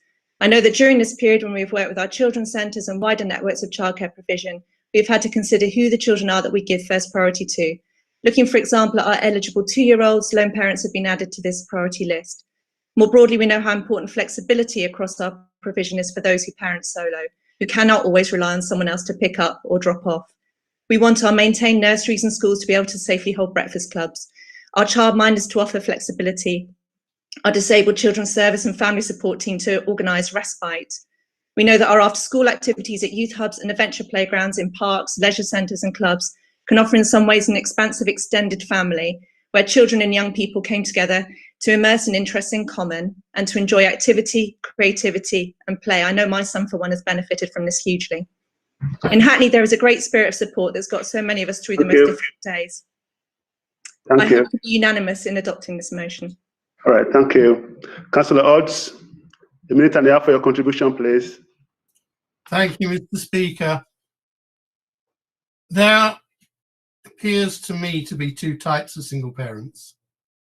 There's the single parent who decides not to get married, and there's the single parent who was married or in a relationship, and unfortunately that relationship ended, or due to the death of their partner, they are now a single parent. They're both equally as important as each other. And in this pandemic, their difficulties have increased multiple times. I speak as a man who's been happily married and brought up children for the last 43 years. However, I do have personal experience of single parents in that I have one son who is still a single parent. His problems are compounded by the fact that his son lives in New York, his 11-year-old son, and he has been given massive grief by his former wife. The fact that there is no protection for these people in law is, in my opinion, more than an oversight. I think it's a disgrace. And I would like to thank everybody who's involved in this campaign, the council who brought this motion to council, and those others who have helped in the work behind the scenes. Thank you. I would like to support this motion. Thank you, Councillor Odds. Councillor Patrick. Thank you, Mr. You have a minute and a half, please. Thank you. I wasn't going to come in, so I'd just like to support the motion as a single parent. Some people don't perhaps realise I'm a single parent. I'm perhaps in the second thing, as Councillor Odd said, to someone that became a single parent, not necessarily out of choice. But traditionally, I know most single parents have been women. I know that not all single parents are women, as Councillor Odd said, and women have been forced to both be carer, breadwinner, off with little support from society, and this has gone on from time immemorial. However, they've become single parents, and the state has done nothing to support single parents, especially women in the past. Often they became single parents due to their men being killed in war. We do need to protect single parents. Some of the items in this report are brilliant, and we really need to campaign on behalf of single parents across the country and their children. Thank you. Thank you, Councillor Patrick. Councillor Lynch, a minute and a half, please. Thank you, Mr. Speaker. I wasn't actually going to come in, but it's something that's just resonated with me in that my mum became a solo parent following the death of my father. And one of the things that has really resonated with me, and particularly because quite rightly we've been recognising over 100,000 people have died, is that there's a lot of people that are now going to begin that journey as a solo parent, and there's got a lot of children that no longer have their two parents, and I think that's something that we may. Oh, Freddie, sorry, but I just wanted to make that point around the the stigma that people have, is that there's lots of solo parents, and I think Councillor Patrick's also referenced that there's whilst it's predominantly present in one particular gender, there's a lot of widowers that have occurred and that have coming out of what's happened during COVID-19. But thank you, and absolutely support the motion, and well done everybody for what they've said. It's a difficult time when you're a single parent, definitely. Thank you, Councillor Lynch. Mayor Glanville, you have a minute and a half for your contribution. Thank you, Mr. Speaker. I just told Twitter that I wasn't going to speak, but partly because so many powerful people have spoken already and I'm not crowding them out and there's still time to go, I wanted to come in. I think everyone that's spoken, the campaign, the first and second are really powerful speeches. I've got the experience of kind of all aspects in my childhood and later life of single parenthood. Separation, my mum separated from both her significant relationships. Both men were still around, so some advantages over some of the challenges that other people face. I think I'd be remiss of me if I didn't come in and recognise that we also want class added to the protected characteristics. It's really important, the intersectionality between class and this stigma.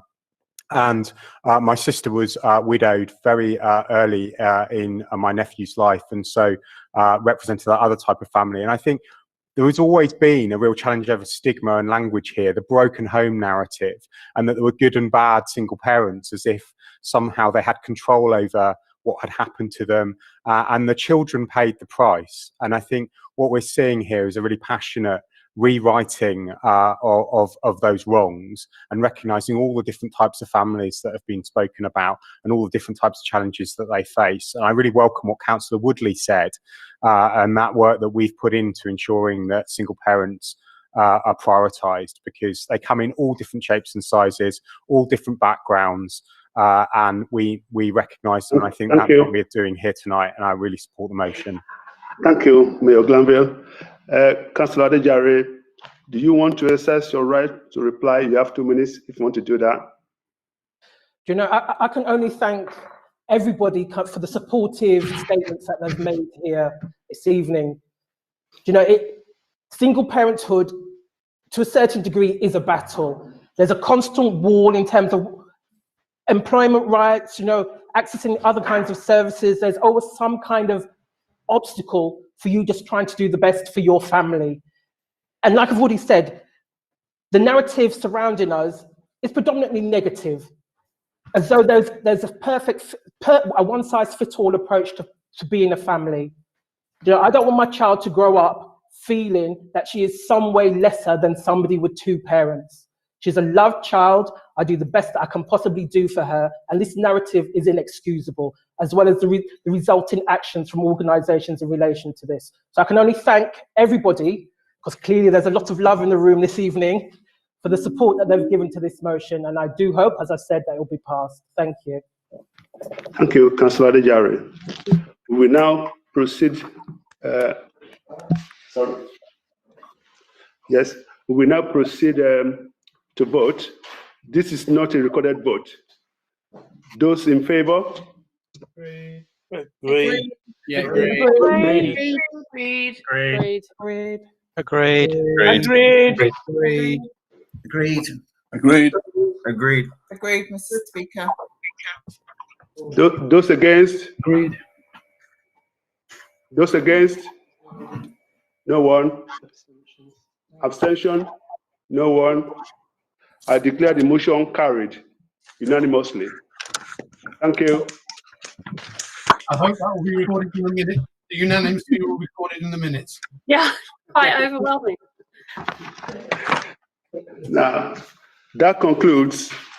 the formal business of this evening. I would like to thank everyone for attending and for their contribution. And I would like to invite you to a virtual drink as usual. Thank you. Have a nice evening. Thank you. Thanks, Mr. Speaker. Thank you, Mr. Speaker. Well done. Thanks, everyone. Bye.